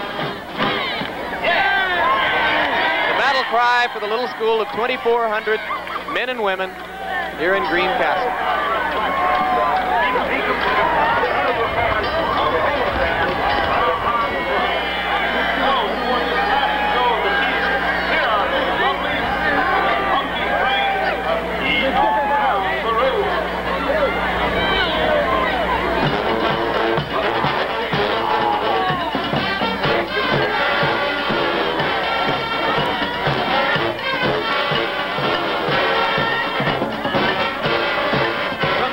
Hit The Whiz, this is Ease On Down the Road.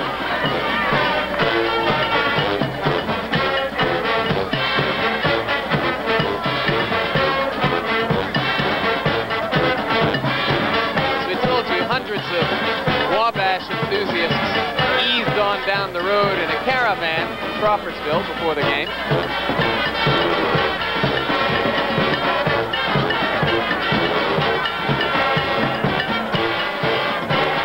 They have been making most of the noise.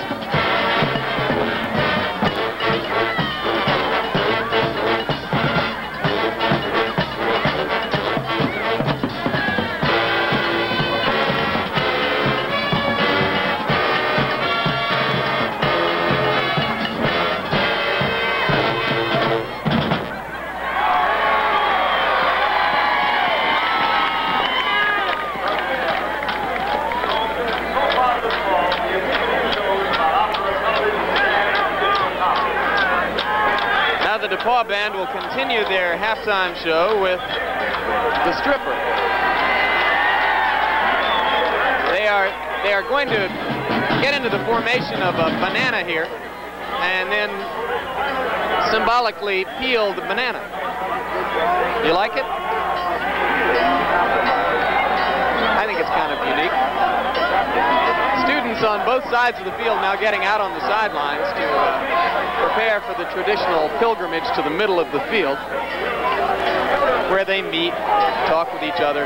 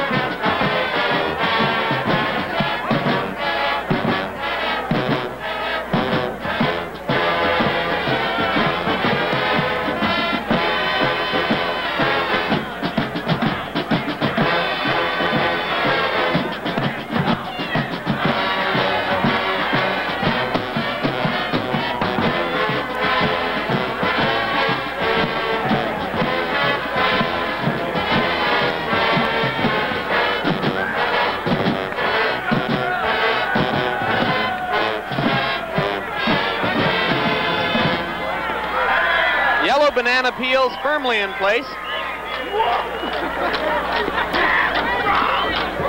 The next song will be Sizzler. On the far side of the field, in the upper right-hand side of your screen, you may see a large congregation of students. Those are the students who are gathering around the Monon bell.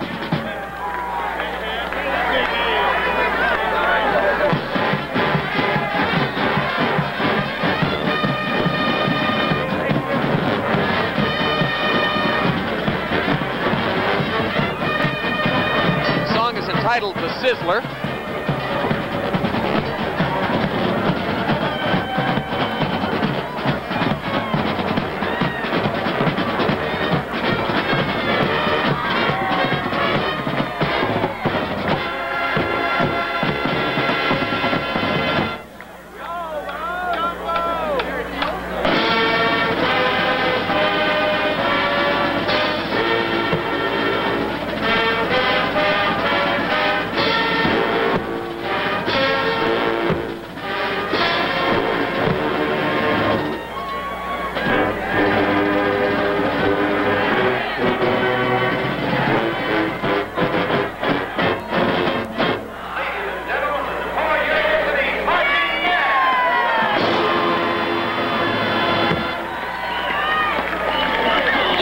that that is a tailless tiger. No doubt the DePauw mascot has lost his tail at some point earlier today. It's a prized possession on the Wabash campus. The Wabash DePauw game is being brought to you by all the new 1978 Chevrolets, now at your Chevrolet dealers everywhere. By Goodyear, the makers of Tiempo steel-belted radials, a new kind of tire for every kind of weather. Keep it on season after season.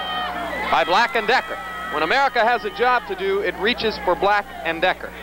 And by STP, for people who know how to take care of a car. Now a word from the National Collegiate Athletic Association.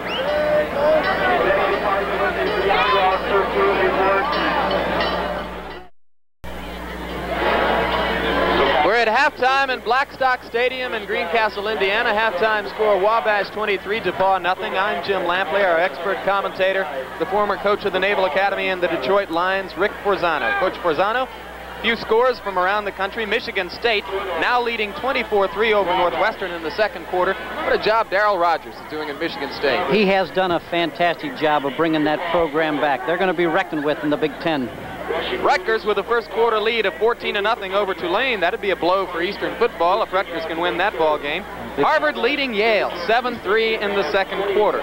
South Carolina 7-0 over Wake Forest in the second quarter. Auburn leading Georgia 10-0 in the first quarter. Doug Barfield down at Auburn has a better football team this year than most people expected he would. And Penn State has a narrow 10-7 lead over Temple in the first quarter.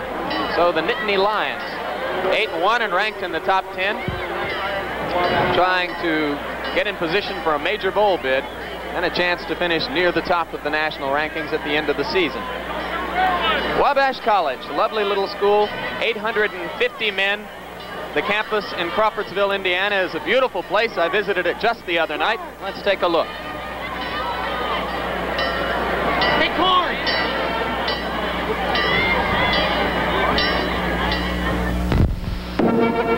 Wabash College, located in Crawfordsville, Indiana, is a small liberal arts college for men.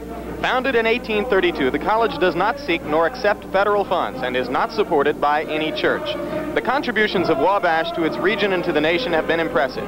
The first professor, Caleb Mills, was responsible for developing the system of public education in Indiana, and Wabash alumnus Thomas Riley Marshall was governor of Indiana and vice president of the United States. Approximately 350 Wabash alumni are practicing attorneys, and another 450 are physicians and surgeons. These 800 professional men alone represent more than 10% of all living alumni. Wabash has a reputation for sound financial management and has one of the highest endowment per student ratios of any college in the country. Throughout the day, while we show you the Wabash-DePauw battle, we try to keep you up on what's going on elsewhere in college football. Let's take a momentary look at 4 of the leading candidates for the top honor for an individual player in college football, the Heisman Trophy. The 4 candidates we're going to be focusing on today: Earl Campbell of Texas, Terry Miller of Oklahoma State, Doug Williams of Grambling, Rick Leach of Michigan. They are, of course, by no means the only 4 players who remain in consideration for that kind of honor. All of them, though, would have some legitimate claim to it. Campbell, the running back for Texas, who is ranked the team which is ranked #1 in the country, to be considered by some people the player with an enormous advantage going into the voting. Now look at Earl Campbell's statistics on the season. He is the national leader in average yards rushing per game, and Earl, who's been through an injury-filled career, at the peak of his game this year. This man was the leading returning vote-getter from last year's Heisman Trophy balloting, the leader in the nation in total yards rushing this year, Terry Miller. Doug Williams of Grambling, a man with incredible statistics, starting to gain more attention than any player at a predominantly black school has ever gotten. The key statistic, 29 touchdown passes this year. And Rick Leach of Michigan, a true dual threat who helps both the Michigan running game and their passing game, and who has been responsible for keeping the Wolverines in contention for the national championship for the last 2 years. Coach Forzano, that should be a tough battle all the way down. We'll talk about it briefly when we return, but we'll be back for the opening kickoff of the second half from Blackstock Stadium in just a moment.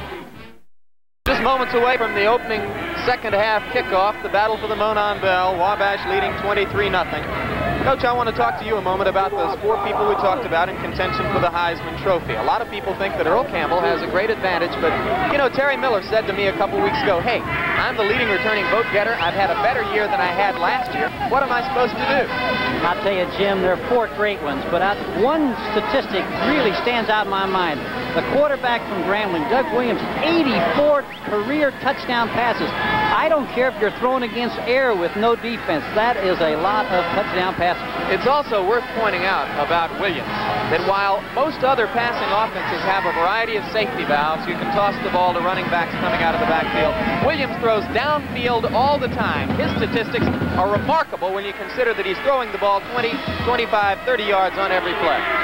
Kleinschmidt returning the opening kickoff of the second half for DePauw. He gets across the 25 to about the 27-yard line, and the Tigers will start the offense from there. Bruce Pickens, a reserve linebacker, was down there to make the stop for Wabash, and as DePauw tries to come back from the 23-0 deficit, we'll see who the quarterback is. It's going to be Hending, number 15, the freshman, who goes back into the ball game. Well, he's going to stay with his original decision and give the kid a real shot. I give him credit for that. Bob Bergman, who chose Hending to start this football game rather than Tim Werner and Rich Bowling, 2 more experienced quarterbacks. Fumble, and Hending picks it up. So it'll be no gain on the play, but DePauw manages to hold on to the ball. Borsellino was the running back to whom Hending was attempting to hand the ball. He didn't get it to him. Lance Richardson, defensive end, number 81, was there to bottle up the play for Wabash. Scores from other games briefly. Navy 17-7 over Georgia Tech in the second quarter. Michigan State now pounding Northwestern 31-3 at halftime. Pittsburgh leading Army 17-0 in the second quarter. Jay Pirtle is the man with the ball. 225-pound junior fullback from Indianapolis. And he gets across the 30 to about the 34-yard line, call it the 35, before O'Quinn and Knopfsinger were there to make the stop for Wabash. They may give that ball to Jay Pirtle a little bit more because he's large. That Wabash defense is a little smaller. He may be able to overpower him.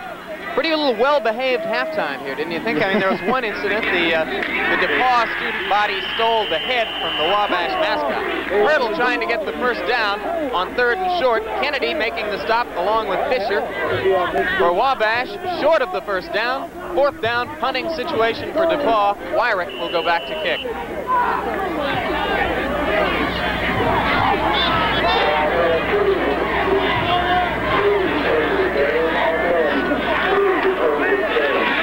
Wyrick gets it away. Best kick of the day for him. Fair catch is called for and made at the 35-yard line. It was, and we'll be back. Wabash starts the offense from the 35-yard line. Early in the third quarter, Wabash leading 23-zip.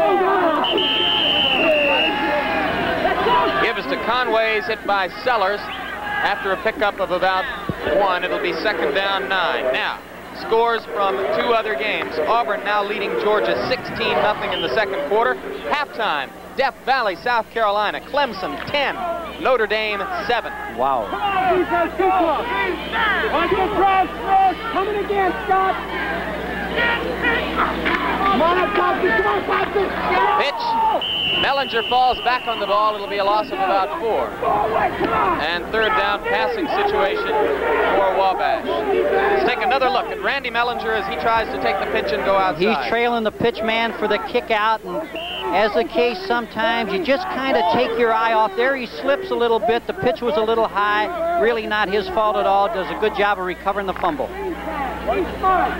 He's got 12 touchdowns this year already, Jim. Scored the 12th one earlier in the ball game today. David Harvey, screen pass. Conway is hit immediately on an outstanding defensive play by Joe Trimble.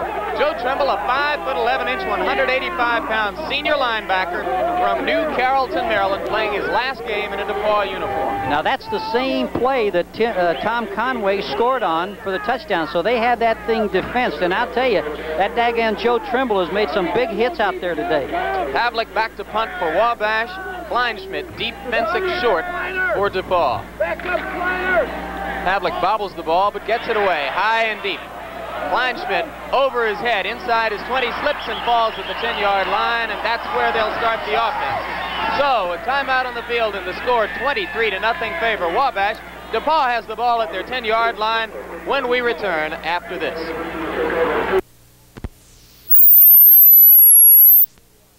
The football at their own 10-yard line.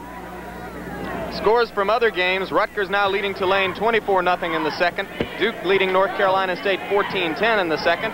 And in the second quarter, Oklahoma now on top of Colorado 14-0. Remember, we'll be taking you directly to Norman, Oklahoma to join that telecast as soon as this game is over. Pavlik's punt for Wabash traveled 56 yards to set up this possession by DePauw. And Pavlik is now averaging 46 yards for 4 punts. Tim Werner back in the game at quarterback, number 11 now for DePauw. So Bergman once again pulls Hending and goes with Werner. Bill Cannon, the linebacker, number 59, along with Patton, the nose guard, there to stop Kleinschmidt. Tom Kleinschmidt, a freshman from Indianapolis, whose father went to DePauw. His father is the president of the Indianapolis Area Alumni Association of DePauw, and was there for the Thursday night stag dinner, which has annually preceded this football game for the past 20 years.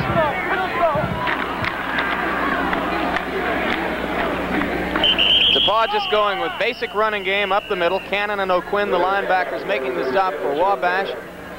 It was once again, well, no, it was not Kleinschmidt, it was Pirtle, another Indianapolis product, with the football. He got about 3, and now it will be third down, 4 yards to go for a first down. Ball at the 17-yard line. Werner out now, and Hending back in the game at QB.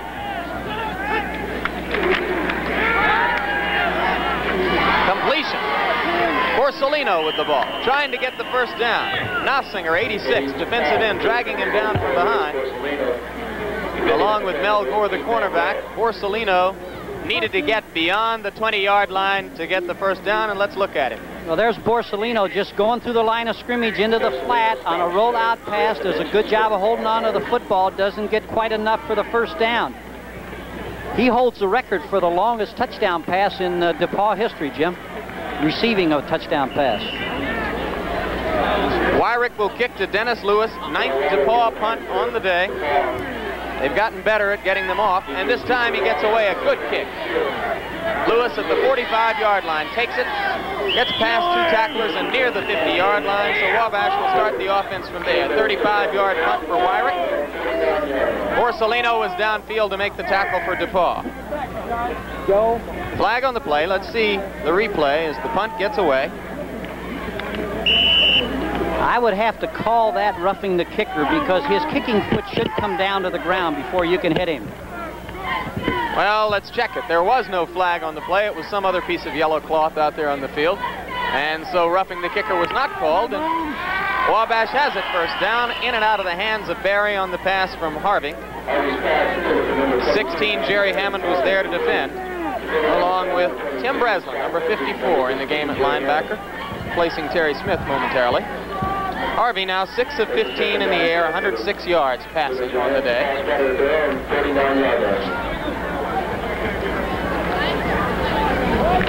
And it will be 2nd and 10. Ball is right at the 49-yard line. Wabash coming into the game with a record of 8-1, trying to make it 9-1.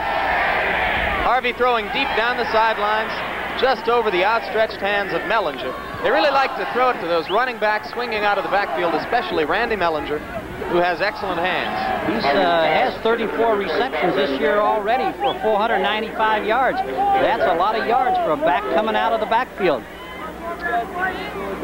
Don Pogue, 63, the linebacker, was downfield defending on the play. And now it is 3rd down, 10 for Wabash. Good protection for Harvey. Throwing over the outstretched hands of Barry, 3 straight incompletions, and now it'll be 4th down in a kicking situation for the Little Giants. Jerry Hammond and Scott Thompson were back to defend for DePauw. And now we'll see who'll go back to receive the punt, as Pavlik comes into the game to kick for Wabash.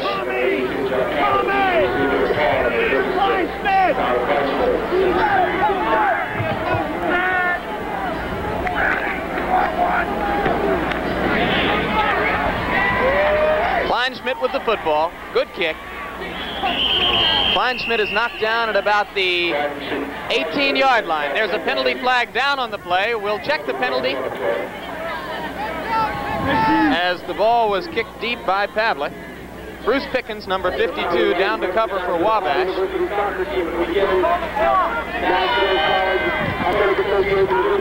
Well, the official was there to make the call.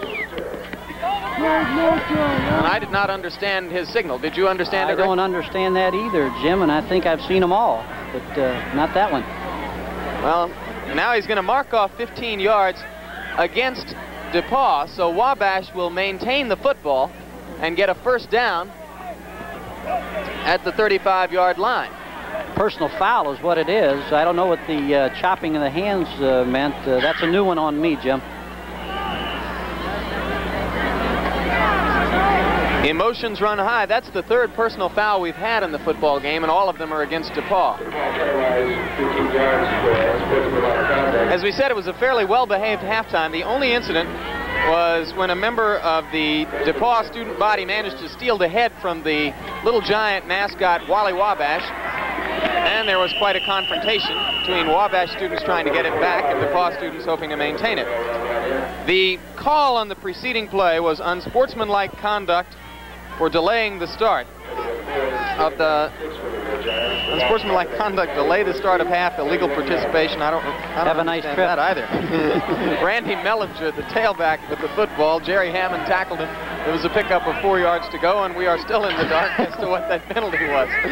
Our spotter, Jim Ritz, found the signal for us, and we still don't know what it means. Harvey turns around, gets about a yard or two.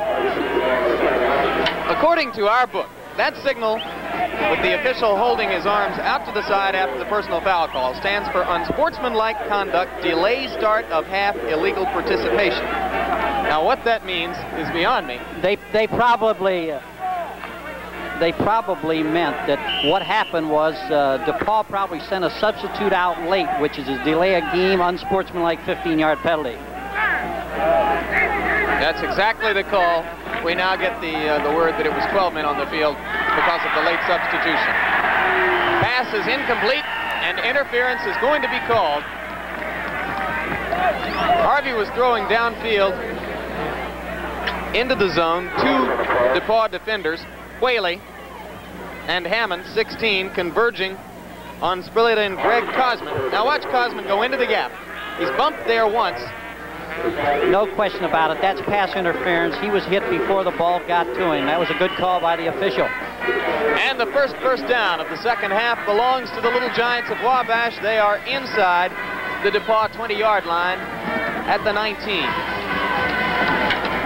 Jim, that kicking game is really just killed DePauw. Wow. It's actually the second first down of the ball game because, as someone points out, the illegal or the unsportsmanlike conduct call allowed the first down of the ball game. So, 2 first downs in the drive, both on penalties. Mellinger goes to the right and is hit for a loss of maybe 3 yards. Number 40, Scott Thompson, the Tiger man, came up to make the hit. And once again, a flag is down on the play.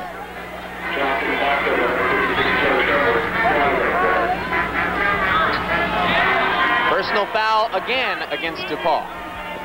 And that will move the football if the penalty is accepted, down to about the 11.5-yard line. Well, this is something you just can't keep doing to a team like Wabash. Keep encouraging them, give them 30 yards right there. That's a 30-yard gain they've got off of those 2 penalties, and DePauw can't afford to do that with Wabash.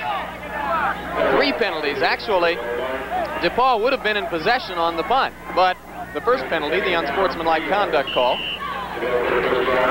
gave Wabash 15 yards. Then the interference call gave them another first down.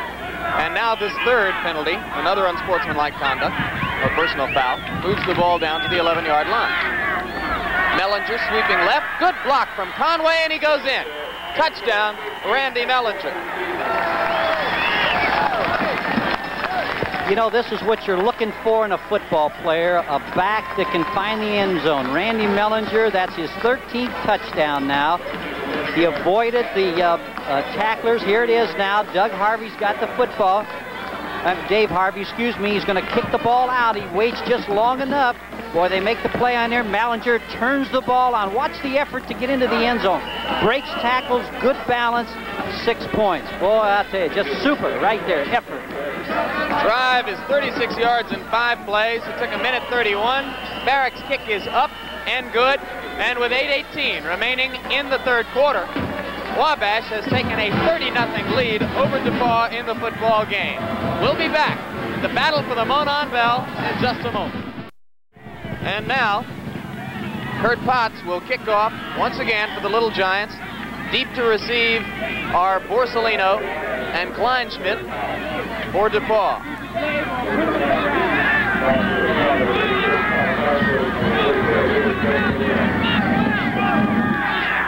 Potts hits this one deep.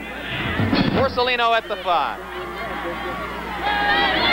Hit and brought down immediately at the 20-yard line by number 67, Fred Schmelzer, a reserve offensive guard who got down the field quickly. Immediately following the Prudential College scoreboard after today's Oklahoma-Colorado telecast, which we will be joining, you'll see on ABC's Wide World of Sports the United States versus Cuba team boxing match live from the Astrodome in Houston, Texas. Plus, a special profile featuring Teofilo Stevenson of Cuba, the 1972 and 1976 Olympic heavyweight boxing gold medalist, probably the greatest amateur boxer in the world, and a very interesting man. We visited him in Cuba to give you this filmed look. Hinding gets about a yard. David Patton bringing him to the turf on first down for DePauw. Jay Pirtle is in the football game. Now Borsellino is going to come back and replace Pirtle as Coach Bob Bergman uses the running backs to send in his offensive plays. National boxing teams from Cuba and the United States on Wide World, the 2 top boxing powers in the world. You'll see some new faces for the United States. Of course, all of the great young fighters from Montreal have now turned pro. Some reserves getting into the game now. 81 is Dolan, the tight end, with the reception from Hinding. Ball is knocked loose from Dolan, and now they're going to call the ball dead. Mel Gore, number 18, who has made some vicious hits in that secondary today, was up to knock the ball loose. You know, Rick, I've been very fortunate to travel to a lot of unusual places in working on Wide World of Sports telecasts. And this trip, while it's not a wide world, this trip to lovely woodlands of Indiana for this football game will stand out in my mind as one of the most unusual I've been on. We'll talk about some of the things we've done and seen here in a minute. Another completion from Hinding to Dolan. And again, Mel Gore, number 18, makes a violent tackle. But Dolan held on to the football. His second straight reception moves the ball out to the 43-yard line, and it'll be 2nd down and 2 from there. Unusual in the sense that this game is so natural and unaffected. I can't help but use the same words that John Underwood used in a great Sports Illustrated article a few years ago. If you think you know college football because you've been to UCLA, Southern Cal, or Ohio State, Michigan, you could not be more deluded. You couldn't be farther from the truth.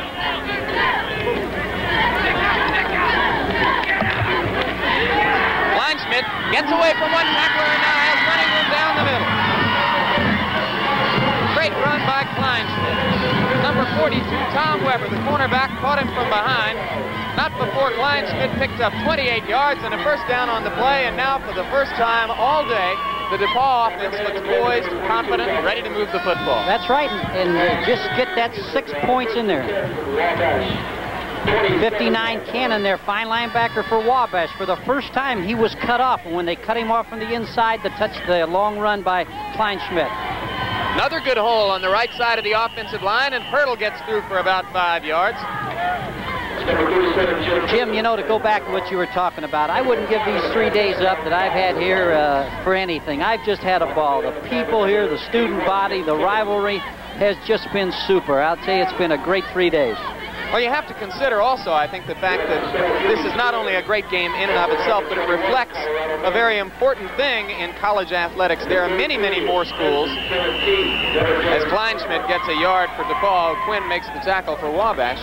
There are many, many more schools playing football at this level and in this atmosphere than playing big-time Division I highly publicized football. That's right, and it's a school where, hey, it's academics #1. Boy, that is so important. I know the ratio of professors to students, something like 11 to 1. I mean, they're here to get an education and play athletics secondly.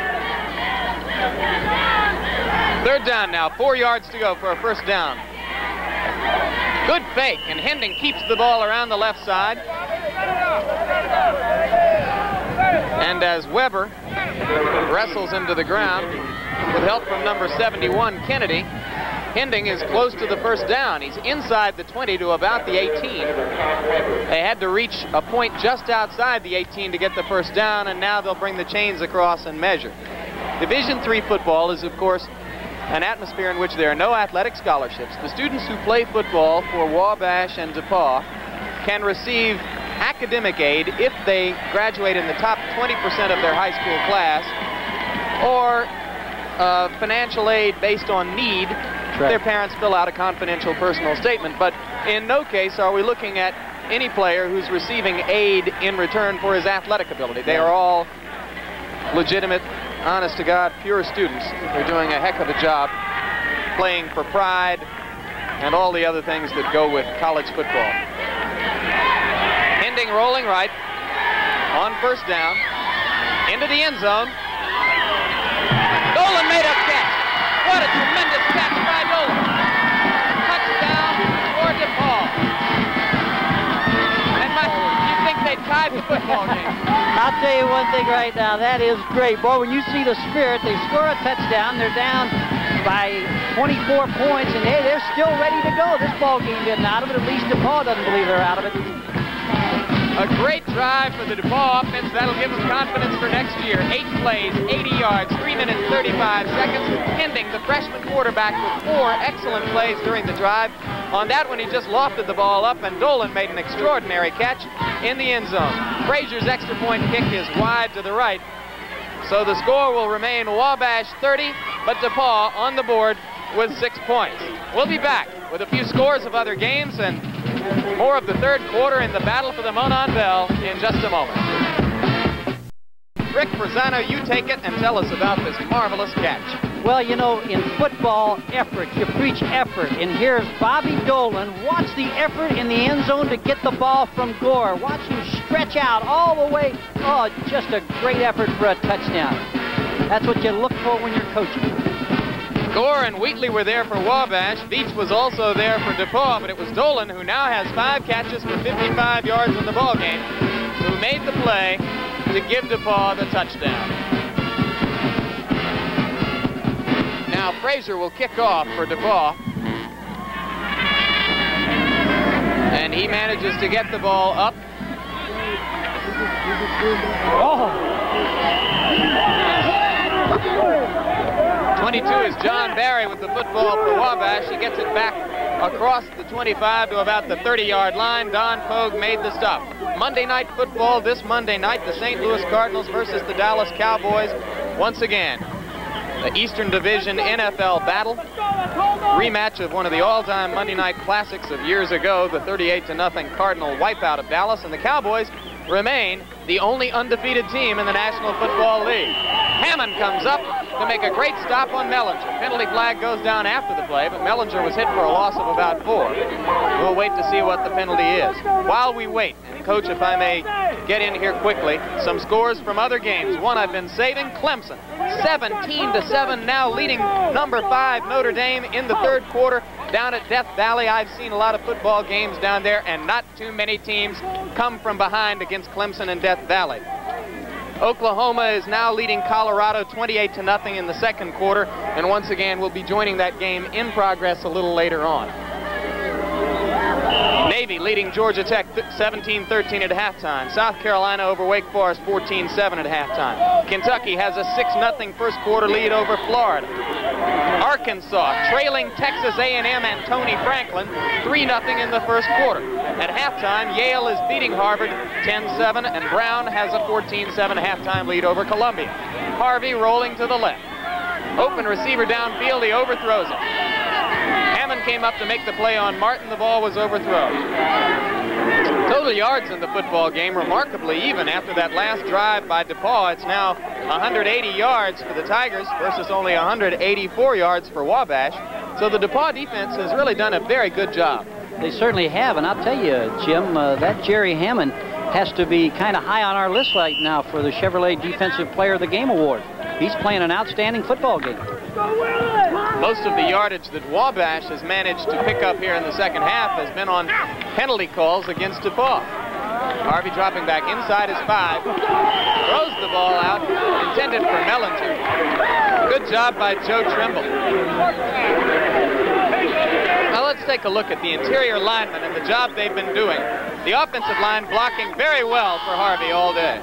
Actually, after the first 2 minutes of this football game, DePauw has not been able to get to the passer. Harvey's been standing back there, sitting back there in a rocking chair. They just super well-coached football team. That offensive line does an excellent job for Wabash. And now Wabash, in bad field position, is going to punt on 4th down.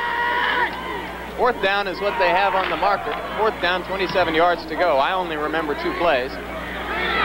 Kleinschmidt with the ball at midfield. Fumbles the football forward. The Rover back, Ruddy with the ball. It'll have to come back. You cannot advance. So Ruddy is going to celebrate if he goes into the end zone, but he'll be celebrating a Pyrrhic victory.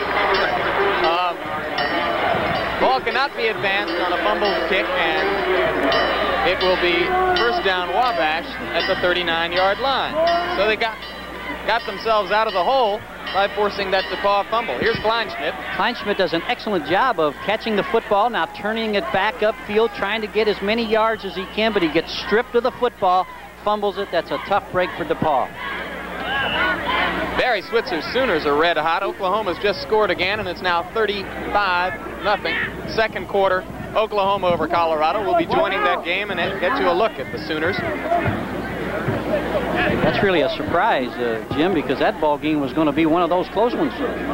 Very important game down in the Southwest Conference, and A&M out on top of Arkansas 3-0. That game is being played in College Station. Arkansas is currently under observation by both the Sugar and Orange Bowls. Either of the two may be interested in the Razorbacks if they don't manage to win the Southwest Conference and get into the Cotton Bowl. Right now, the inside track in the Southwest Conference belongs to Texas, but Texas has to face Baylor next week on regional television on ABC, and they must face Texas A&M the following week. Well, you know, when you talk about Arkansas, Jim, Lou Holtz, the head coach out there, was my assistant at Connecticut and a fine football coach, and I'd like to see him get his football team into a bowl. He's not just a fine football coach, I think he's an offensive genius. Oh, super, super. Halftime score from Lafayette, Indiana. Michigan has come back to go on top of Purdue 17-7. Michigan, which traditionally has trouble on grass fields, has managed to get back out on top of Purdue. Pitch is to Conway going around the left side. Sellers made the stop for DePauw, along with Terry Smith. And it'll be 2nd down, 7 yards to go. Michigan lost at Lafayette, Indiana last year, playing on grass in the only regular season game that the Wolverines played on grass all last year. It's really different to play on grass as opposed to artificial turf. There's no question about it. It's a much faster game. The timing is all different on the artificial surface as opposed to the grass surface. Harvey on 2nd down drops straight back. Out of the hands of Mick Martin, as number 41, Dan Whaley, got there to make a play for DePauw. And let's take a look at Dan Whaley, number 41, and Doug Harvey trying to work him away from the ball. Dan Whaley, here he is, backpedaling, keeping the man to his inside. Now watch him, now he's going to react. The ball is thrown, he's moving on the football. He did a great job here because you could tell he was playing the quarterback's eyes. And as soon as the quarterback looked to Mick Martin, he got the jump on the football. Fine defensive play. I said Doug Harvey, it is Dave Harvey. We continually confuse him with the great defenseman of the Chicago Blackhawks. Good pass from Dave Harvey into the hands of split in Greg Kozman. He's knocked down by Scott Fensick, but not before the pickup was down to about the 43-yard line. And that will create a first down for Wabash. Little Giants moving with the football in DePauw territory. 3 minutes, 10 seconds remaining in the third quarter.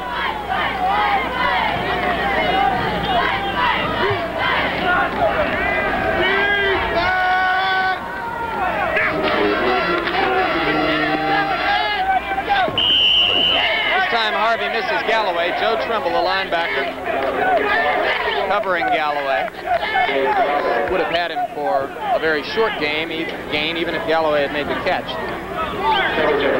You know, Jim, when you take a football game like this, it's a seniors football game, and right now they're kind of keeping some of the seniors on the bench, but I expected we'd see them in a little later on here. Last year, Notre Dame went down and played in South Carolina, in Columbia, versus the South Carolina Gamecocks. This year's trip is to Clemson, South Carolina, and I think the Irish might wish that they had gone back to Columbia.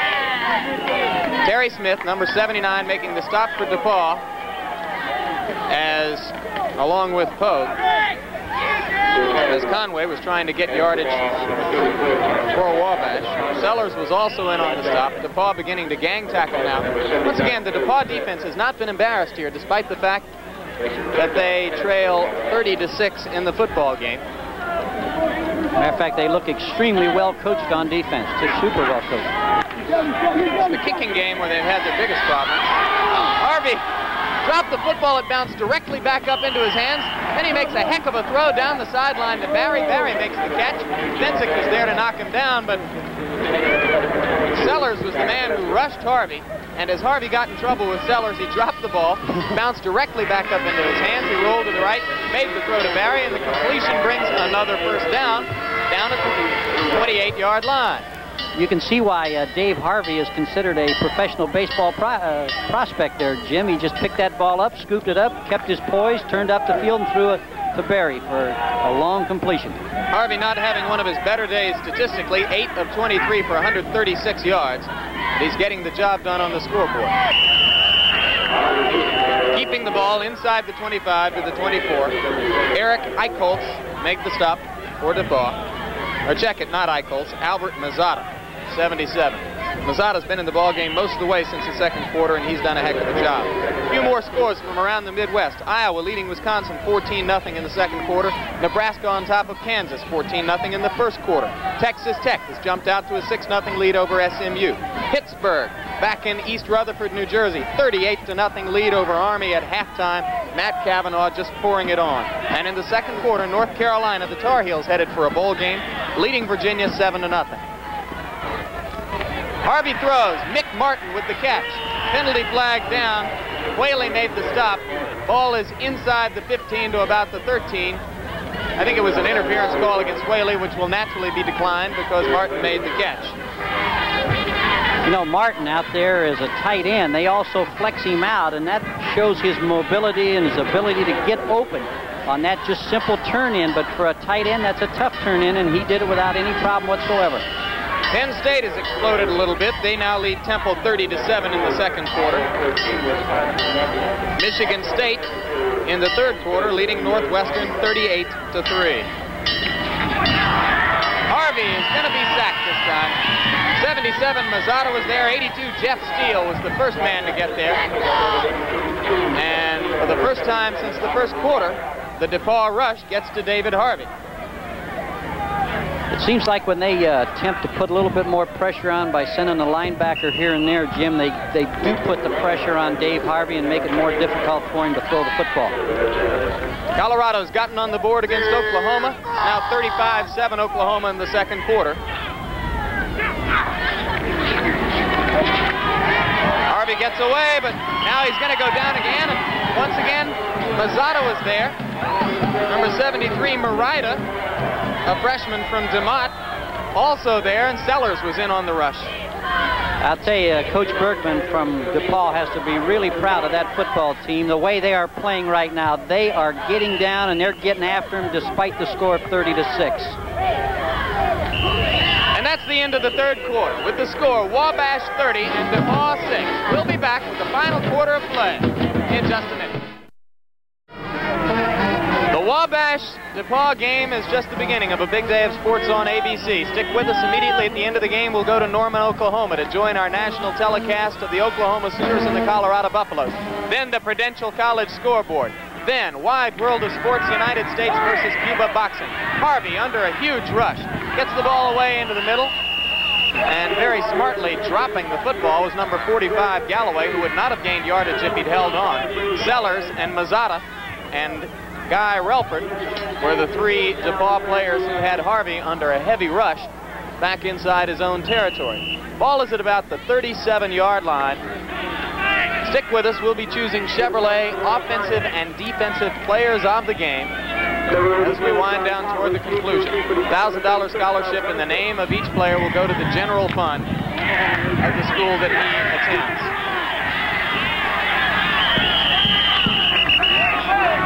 Pavlik's punt is loose outside the 10-yard line, and they're going to say that it hit a DePauw player. It's recovered by number 51, Terry Simmons, a reserve center for Wabash, and it'll be Wabash football at the 13-yard line. It touched a DePauw blocker's leg.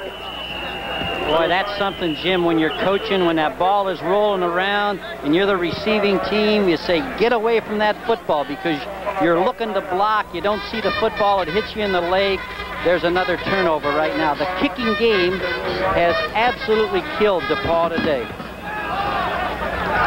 Well, right now, DePauw has called a timeout. As I said, we'll be choosing offensive and defensive players of this game. A $1,000 scholarship in the name of each will go to the general fund of whichever school the offensive and defensive players of the game attend. And immediately after, the Prudential College scoreboard, which will follow the Oklahoma-Colorado telecast. Once again, film profile of Teofilo Stevenson, 1972 and 76 Olympic heavyweight gold medalist from Cuba. Teofilo Stevenson has resumed training. He was burned several months ago in a fire which took place at his home in Cuba. Our cameras visited him in Cuba to get this up-close look at the greatest amateur boxer in the world. Harvey on first down gives off to Mellinger. Morita and Pogue were there. It was not Mellinger, but Conway with the football. I'll check it now. I'm told it was John Barry, number 22, who carried the football. Barry, who occasionally gets the ball in a setback position, took it up the middle. Well, no, it was Conway. Let's get it straight, guys. Barry's out on the flank. Conway, the fullback, number 34, had the football. We've had great spotting help from both schools today. Harvey pitches to Galloway, and Galloway gets a couple of yards around the right side before Joe Trumbull, number 56, who's been in on dozens of stops, helped to make the tackle for DePauw. Defensive player of the game, I kind of like Trimble, number 56, and Pogue, 63, along with Hammond, 16 for DePauw. They would be three candidates, I think, for that DePauw defense. I agree with you wholeheartedly, Jim. Those three people have played very well for DePauw. And in the recent series, Sellers was in on 3 straight pass rushes against Harvard. So DePauw has 4 defensive players who I think would be candidates for that honor. Wabash has some too. Barry held on to the ball. It's a touchdown if the penalty flag is not against Wabash, but there is a penalty flag on the play, so let's wait. Illegal procedure, Wabash, and that will bring it back. Barry was in the corner of the end zone working against Fensick. He made a heck of a catch, but the flag had already been thrown. Jim, we may have had a lot of turnovers in this ball game, but you certainly can't fault the effort. Just like on that last catch, even though it wasn't a touchdown, Barry just stretched out as far as he could to make an outstanding catch. Statistics at the end of the third quarter showed Wabash with 209 total yards to 180 for DePauw. There were 13 turnovers in the game by the time we had finished 3 quarters, and they're pretty well on that pace. There are 14 turnovers in the game now. Oh! What a sack. Ray Morita, number 73, along with Sellers, number 88, and it was Sellers who came from Harvey's blind side as Harvey was looking downfield to try to find a receiver and simply planted him in the turf. So that'll bring up 4th down and a punting situation with the ball back now outside the 20 at the 22-yard line. I'll tell you, Bob Bergman has to be just so proud of that defensive unit, to repeat myself, Jim, because they have played just very, very well against a fine offensive Wabash team. Well, they're not going to punt. They're going to leave Harvey in on 4th down. They're going to go for it. Throwing it to the right corner. Barry's there, but the pickoff is made by Fensick. It'll be a touchback. The ball come out to the 20. The 15th turnover of the ball game is an interception by Scott Fensick, and Albert Mazzotta, number 77, was in to put the rush on Harvey. So there's the man who made the interception, Fensick. He has given DePauw the ball at the 20, and that's where they'll have it when we return. 12 minutes and 30 seconds remaining in the football game. DePauw, which has just taken over on the interception by Scott Fensick, has the ball at its own 20-yard line. Hinding throwing deep down the sidelines to Jay True, and it's just out of his hands. Now let's take another look at the interception on the preceding play by Scott Fensick in the corner of the end zone. Barry goes up. There it is. Barry thinks he has it. Scott Fensick just steps right in front of him, gets higher than the ball, gets up there and catches the interception. Well, I'll tell you one thing. He's a fine defensive back, just like his brother. Another classic example of that truism of defensive backfield play. You have to move on the ball, play the ball. He did a good job. Let's go! Wide receiver split to the right. Ending gives up the middle to Borsellino. Or no, Kleinschmidt, not Borsellino. And Kleinschmidt got a couple before Mike O'Quinn made the stop.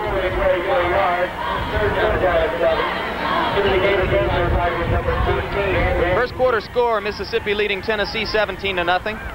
Ohio State now leading Indiana 14-7 in the third quarter. Lee Corso's Hoosiers being surprisingly tough against the Buckeyes in Columbus. 6:48. Way to run, James. Hurdle with the football. Good yardage. Out near the 30-yard line. Bill Cannon made the stop for Wabash, but it's a pickup of about 5 for Pirtle. Not enough for the first down, however. It'll be 4th down, 2 yards to go now. And Wyrick is in the ball game to punt for DePauw. Dennis Lewis goes deep to receive for Wabash. Tyrone Baldwin almost, or Jerome Baldwin, I should say. Jerome Baldwin almost got it again.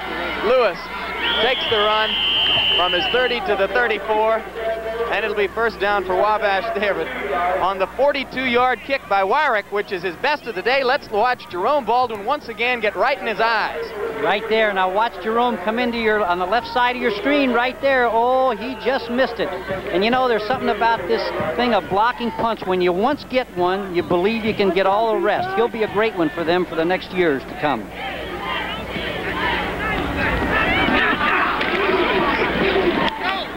Conway, running room around the right side. Hammond makes the stop as Conway gets it out near the 40. Pickup of about 5. It'll be second down 5. I must confess that before this season, I didn't know much, if anything, about a coach whose name is Charlie Pell.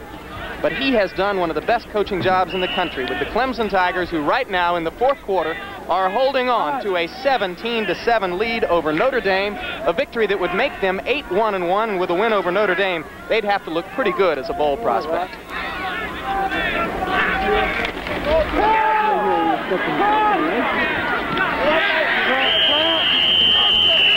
Good throw. The catch is made by Martin across the 45 at the 48-yard line. Fensick made the tackle. And the completion from Harvey to Martin will give Wabash another first down. We expect that Wabash, with the 30-6 lead, will eventually start to empty the bench and give some of their players who haven't had a chance to play in this game an opportunity to taste the thrill of being involved in the Wabash-DePauw battle. Reverse to Barry. He's got running room. Blocker out in front. Number 60, the blocker was Rick Windhorn. Scott Fensick from the left corner fought him off and made a good play to stop Barry, but not before Barry got 11 yards and a first down at at the 41-yard line of DePauw. You know, Jim, I know the score is 30-6, but boy, the intensity out on that field between the 22 players on the field is still there. They are still knocking each other around. Tell me what you know about Charlie Pell, the guy who has really turned it around at Clemson and might be beating Notre Dame today. Well, all I know is he's ahead of Notre Dame 17-7. If he does that, he'll own the state. Harvey throws, right side. Martin bobbles it, and he was still bobbling it when they went out of bounds. Fensick was defending, and it's an incompletion. It'll be second down 10.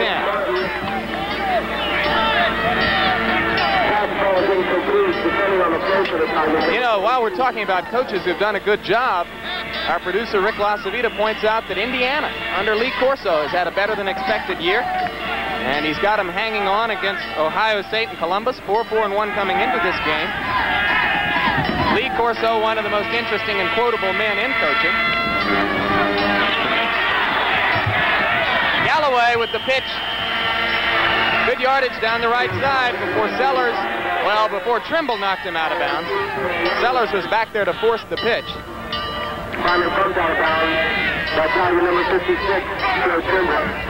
And we've just been notified that Mick Martin came into this game needing 3 pass catches to tie the season receiving record for Wabash at 42 catches.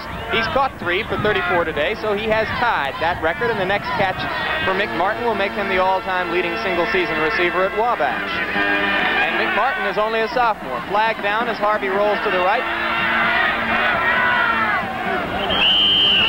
Good tackle by number 56, Joe Trimble, out there in open field. Penalty will be an illegal procedure call against Wabash. A few more scores from around the country. Yale leading Harvard 10-7 in the third quarter. A&M, Texas A&M that is, has tied Arkansas up 3-3 in the first quarter. That means rather that Arkansas and Steve Little have tied Texas A&M and Tony Franklin. That could be quite a kicker's battle, too, of the very best kickers. When you're in a ball game like this, it's a very difficult thing, Jim, here at 30-6. You're the leading coach. You're ahead 30-6. What to do? When do you substitute? And I know you can sit and second guess and say, well, you should take Harvey out, you should take Martin out, but you never know that. He wants to keep an edge. He wants to let people know that he wants that playoff bid. So he's going to have a decision to make here when to replace those people.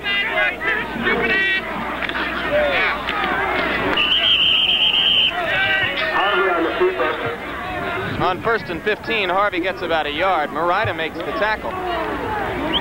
I think what you say makes sense. He also wants to, however, while maintaining momentum and rolling up an impressive score for the people who are going to be choosing which team will go into the Division III playoffs, he wants to be sure he doesn't needlessly injure a Dave Harvey or a Mick Martin or somebody else like that in a game that has already been decided. That's right.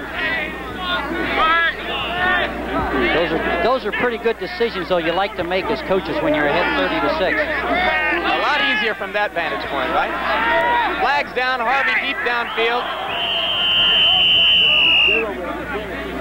Whaley makes the play after, or Hammond, I should say, makes the play after a good catch by Pavlik, who was in the game and split in. But we'll see what the flag is going to be. And I think it's going to bring it back. First quarter score, Missouri leading Oklahoma State and Terry Miller 7-0. First quarter, Baylor over Rice 7-0. Second quarter, Nebraska 14, Kansas zip. Fourth quarter, Michigan State leading Northwestern 38-3.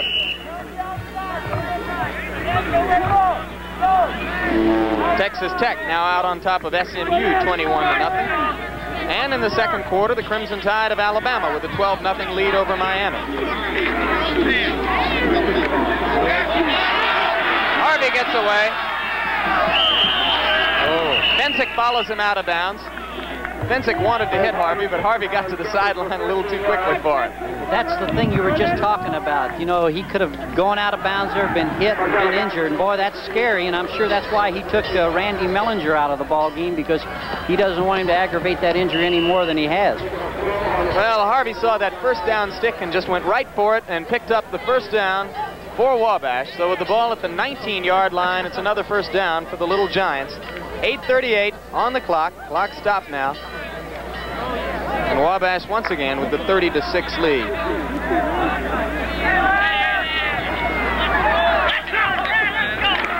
Harvey still throwing.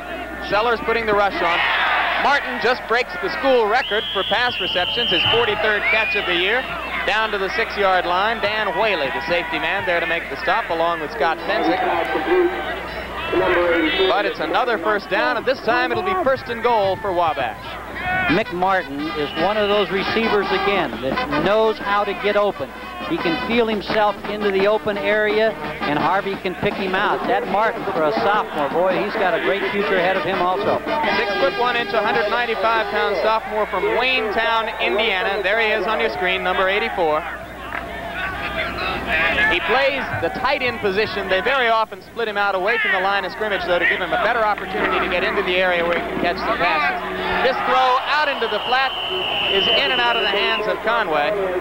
Don Pogue, number 63, was in to rush Harvey as he threw the pass. Well, they had pressure on Harvey that time, but that young man has a lot of poise back there. He doesn't rattle easy. He lets that ball go at the last split second. Harvey, who is considered a possibility as far as making one of the Division III All-America squads is concerned. So far on the day, he's 11 completions in 30 attempts, 170 yards, but it really has not been that great a day for Dave Harvey because a lot of those incompletions have been interceptions, 5 to be exact. This pass is incomplete. Poor old Tom. And Trimble were defending. Poor old Tom Conway. That's the second time now in a row. He thinks that ball's filled with helium out there, Jim. It's 2 tough grabs for him. Halftime score, Minnesota 7, Illinois nothing. Let's look what happened to Joe Trimble on this play. Joe Trimble gets cut off a little bit, but he's still trying to get to the sideline. They had almost a little pick play right there on Joe Trimble, who is a fine linebacker for DePauw. Would have been a touchdown for Conway if he could have held on. 3rd down and goal. Harvey still throwing. Picked off. Jerry Hammond. Is he going to choose to run it out? No, he's going to sit down, and the ball will come out to the 20, and it's the 2nd interception of the day for Jerry Hammond. That young man has played himself one fine football game. Right from the very first, he has been one of the propelling factors in the defense, and their defense has been great for DePauw. Again, we'll be back. They got to be proud of their effort all the way. Giants of Wabash are going to get to keep the Monon bell for one more year. They've been in control of this football game since a 4-minute first in the 2nd quarter. But DePauw has never quit. Steve Hending throws down the field. Incomplete, intended for the tight end Dolan. Mel Gore was there to make the play from his corner position along with Bill Cannon, the linebacker. Open right. DePauw has never quit. They've played a gutty football game and have really probably played better than Wabash in the 2nd half, except for the penalties, which have given Wabash an opportunity to move the football and control the football, especially in the last 12 minutes. In the last 12 minutes, Wabash has had the football for all but 1 minute and 15 seconds of action. Hurdle going up the middle. He ran into one of his own blockers and then managed to spin off and pick up about 6 or 7 yards. Mark Knopfsinger made the stop from his defensive end position. 3rd down and gain, well, the gain of 6 makes it 3rd down, 3 yards to go. Jim, you know, again, this has been an even game offensively and defensively. It's been that kicking game that has spelled the difference.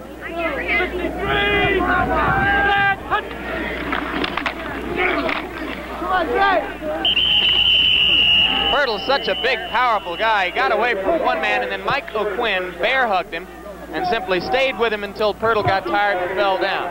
Now, with 9 minutes left in the 4th quarter, Notre Dame has scored down at Clemson, but they still trail 17-14. So Joe Montana, who has brought the Irish from behind so many times in his career, will once again be trying to pull one out for them.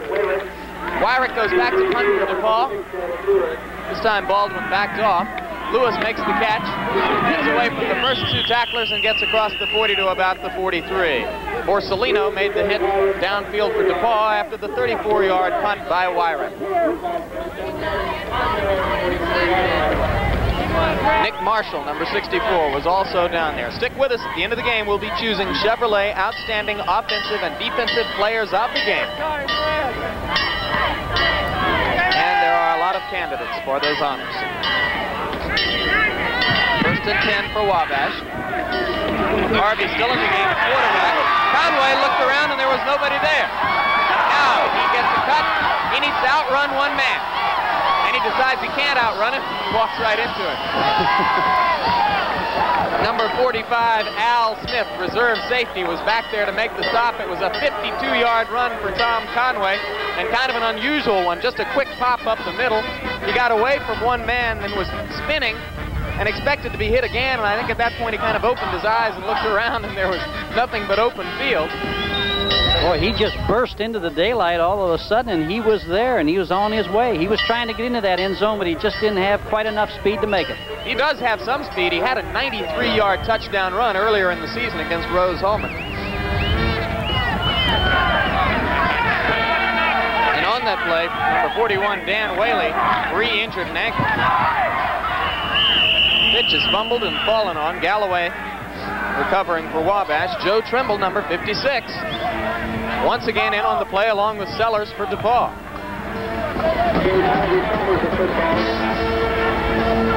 So it will now be second down and goal from the 11.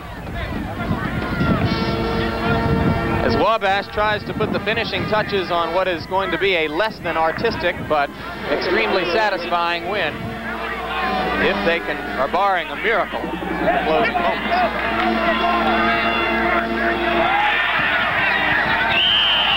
Well, Conway is 2 yards short of his touchdown. Scott Fensick makes the stop along with Trimble once again. There's Whaley on the bench with an injured ankle for DePauw. He's been in on a lot of plays and would have been their punter had not he had the injured right ankle. And you know, if they had had their regular punter, Dan Whaley, DePauw might not be in so much trouble this game. That's an excellent point, Jim, because early in the game, a guy with experience like Whaley, who's an exceptional kicker, he would have helped him. Stick with us. We'll be going to Norman, Oklahoma to join our national telecast of the Colorado-Oklahoma game immediately following the conclusion of this. We'll also keep up with that Notre Dame-Clemson score, and we'll be back in just a moment. So, with third down and goal for Wabash with the ball on the 2-yard line, make it the 3-yard line. Dave Harvey comes back with the play that he hopes will get the icing touchdown. Ball is fumbled. And DePauw recovers. Pogue, number 63, comes up with the football once again. What a nose for a loose football Don Pogue has. Junior linebacker from Hamilton, Ohio. You know, Jim, you talk about character in football. Now, let me tell you, that DePauw defensive team could have laid down and played dead right there. They're behind 30-6. They got the ball. Wabash has the ball in scoring territory. They didn't. They rose up. They hit the guy. They recovered the fumble. Boy, that's courage and character as far as I'm concerned. I remember a couple of years ago, Oklahoma in the closing moments of a game against Iowa State had 12 turnovers in the game. And Barry Switzer discovered that the NCAA record was 12 and told his team, go out there and get the record, man. And sure enough, they went out and fumbled and turned it over a 13th time. Well, that was the 10th Wabash turnover of the game. 6 interceptions and 4 fumbles. Hending still in the game at quarterback for DePauw, number 15. He managed to move the ball out for about 2 yards on first down, so it'll be second down 8.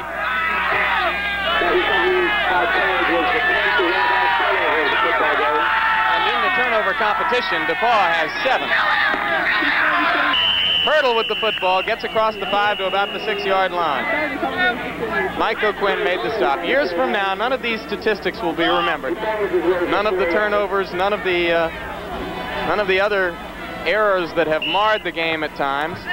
Nor, unfortunately, will the great performance probably by Mick Martin or some of the other players who played so well here today. What will be remembered is that Wabash managed to keep the Monon Bell for another very satisfactory year against their heated and heartfelt rival, DePauw. On third down,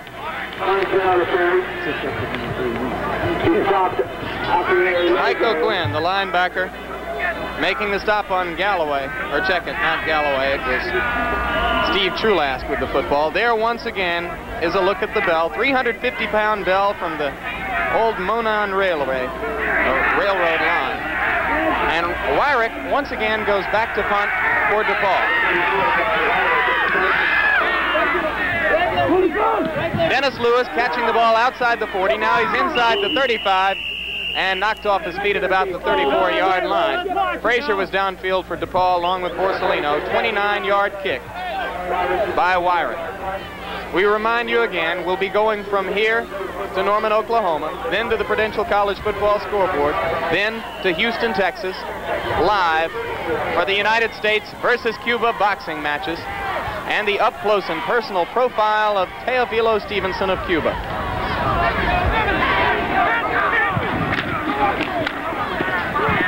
Barry with the football, going off left tackle, and he gets inside the 30 to about the 28-yard line before Eichholz makes the stop for DePauw. 2 minutes, 54 seconds remaining, and the clock moving. While I have a moment, I want to thank our spotters for today's game, John Banker from DePauw and Fred Lane from Wabash. Our statistician, Jim Ritz, has done his normal sensational job. Give off the right side to Barry. He breaks a tackle and gets inside the 25. I'll call it the 25-yard line, where it will be third down, 2 yards to go. Joe Trimble, for the umpteenth time today, made the stop for DePauw.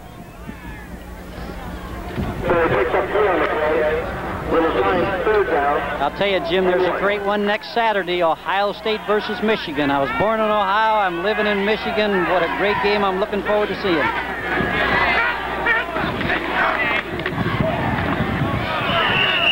Barry trying to get the first down on the handoff from Harvey. Officials call time to look at it. Barry needed to get the ball to about the 28. Sellers and Mazzata made the tackle.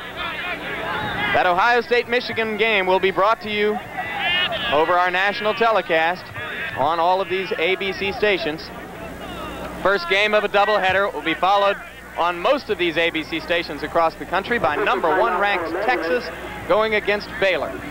One of the last two big hurdles for the Longhorns as they try to finish the season as the only undefeated and untied team in the top 10. Barry did get the first down for Wabash. They control the football inside 2 minutes to go in the game. Ohio State with Rod Gerald and Ron Springs. Jeff Logan has not had a great year for the Buckeyes. He's been injured much of the year. Michigan, of course, with Leach, Huckleby, Davis, that great offensive backfield. And if Ohio State can win the football game, they will be the Big Ten champions. If, however, Michigan wins the football game, they will go once again back to that rat race process of trying to determine which team goes to the Rose Bowl. That causes almost more bloodshed than the game itself. Regardless, though, everyone will be watching ABC next week to watch that ball game between Ohio State and Michigan. Wow. Cal Stahl of Minnesota is the man who threw the monkey wrench into the Big 2 and the Little 8 this year with Minnesota's upset victory over Michigan. The Wolverines won't have to worry too much about that if they can beat Ohio State next week. Galloway with the football moving inside. Joe Trimble, number 56, made the stop. Third down now, 5 yards to go. Rick, I think that Joe Trimble of DePauw is probably going to be as good a choice as any, as outstanding defensive player in the game. He's been in on literally dozens of tackles.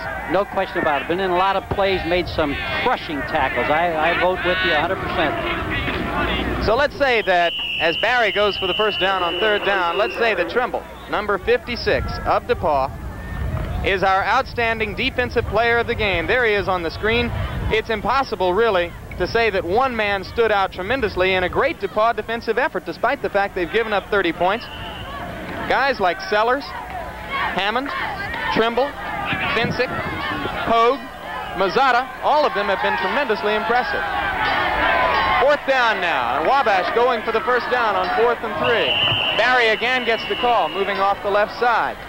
And as the game ends, no, there's 1 second still remaining on the clock.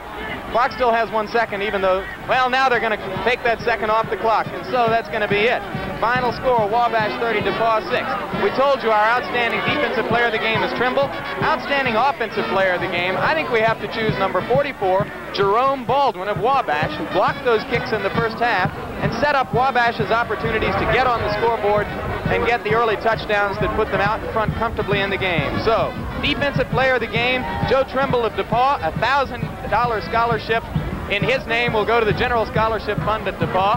Offensive player of the game, 44, Jerome Baldwin of Wabash, a $1,000 scholarship in his name will go to the General Scholarship Fund of Wabash College. There is Coach Frank Navarro, the head coach of the Wabash Little Giants, now 9-1 on the season, and they hope headed to a Division III playoff. It could be them, it could be Albion, it could be Wheaton. They will find out sometime this week.